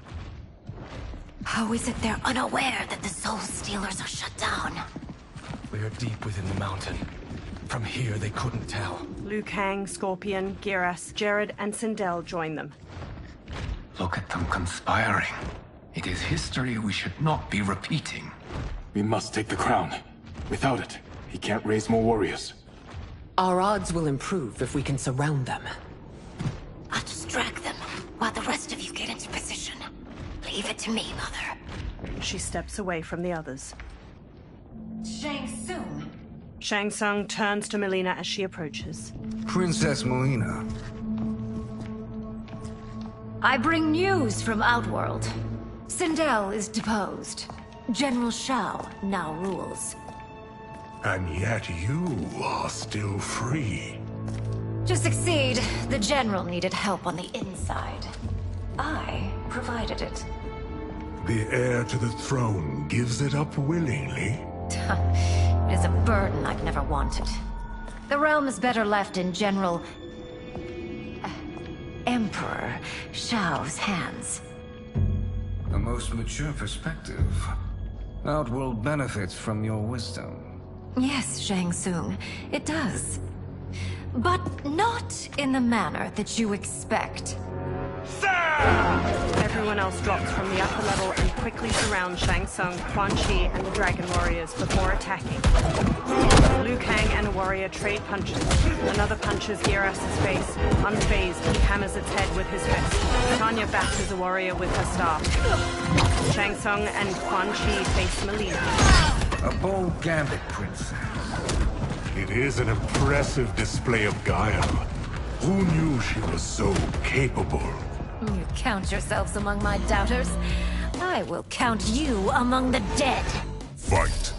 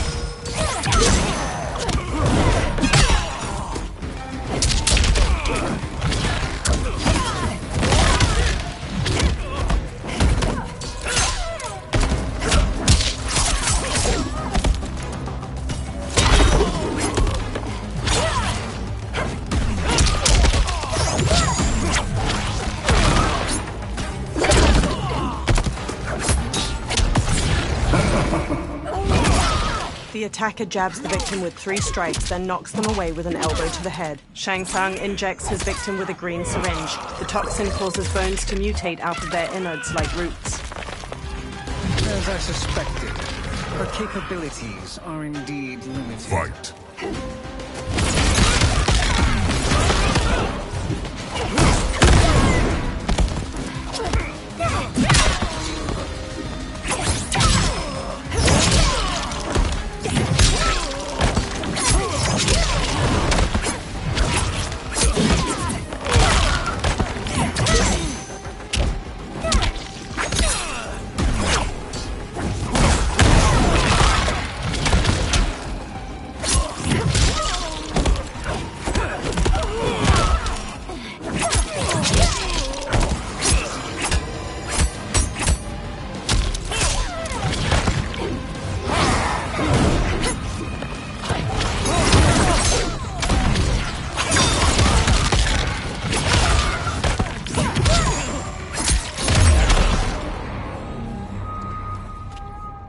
There will be consequences for forsaking Outworld.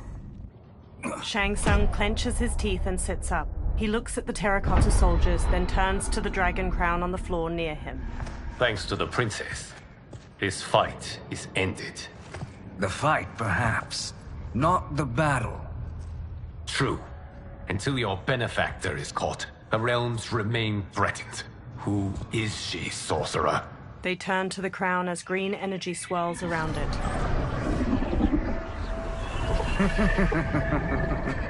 Speak of the devil. Liu Kang. Meet Damashi. Damashi? The crown shines gold and floats. Sand spirals beneath it. Then another Shang Tsung materializes along with clones of the others. You are the victim of deception, sorcerer. You're not Damashi. You're me. More correctly, you are me. A poor facsimile, anyway. Made lesser by Liu Kang's meddling. What's happening here? Who is he? This Shang Tsung is whom I battled for the Hourglass.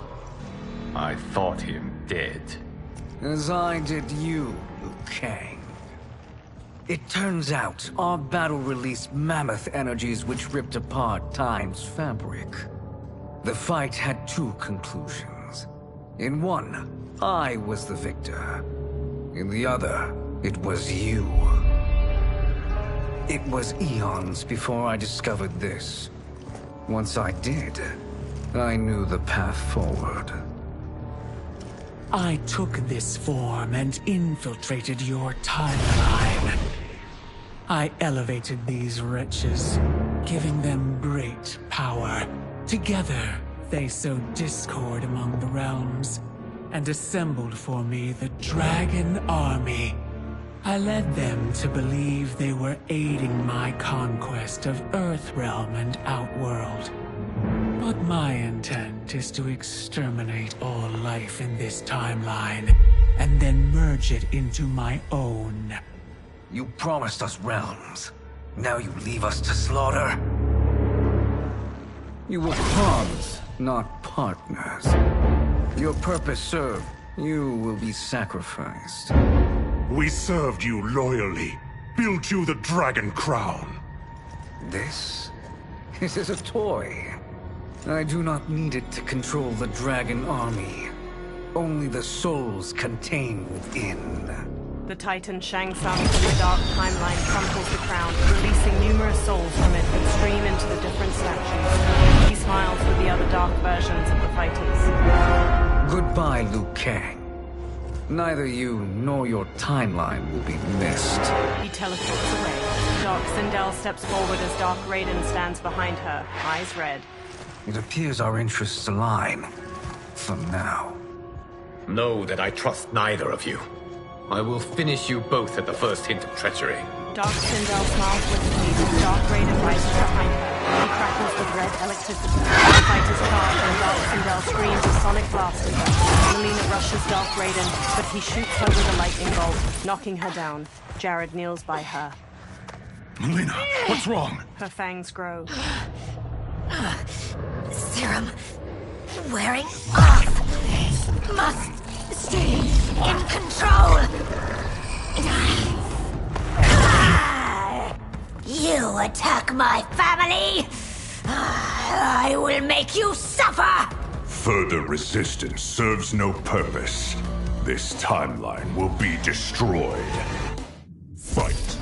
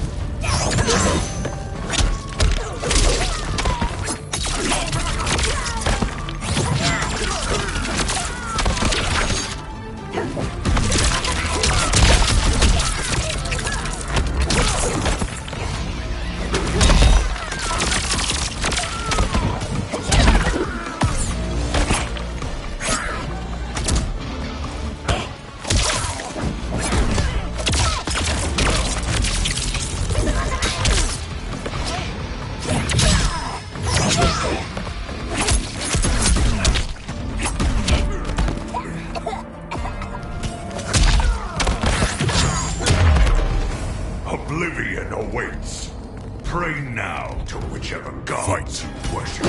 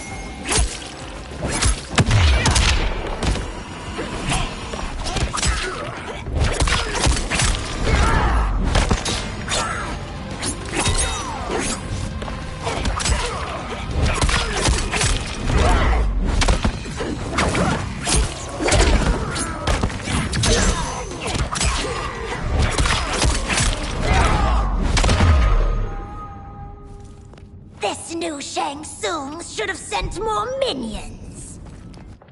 The warriors face off against their dark counterparts. Come forward if you dare.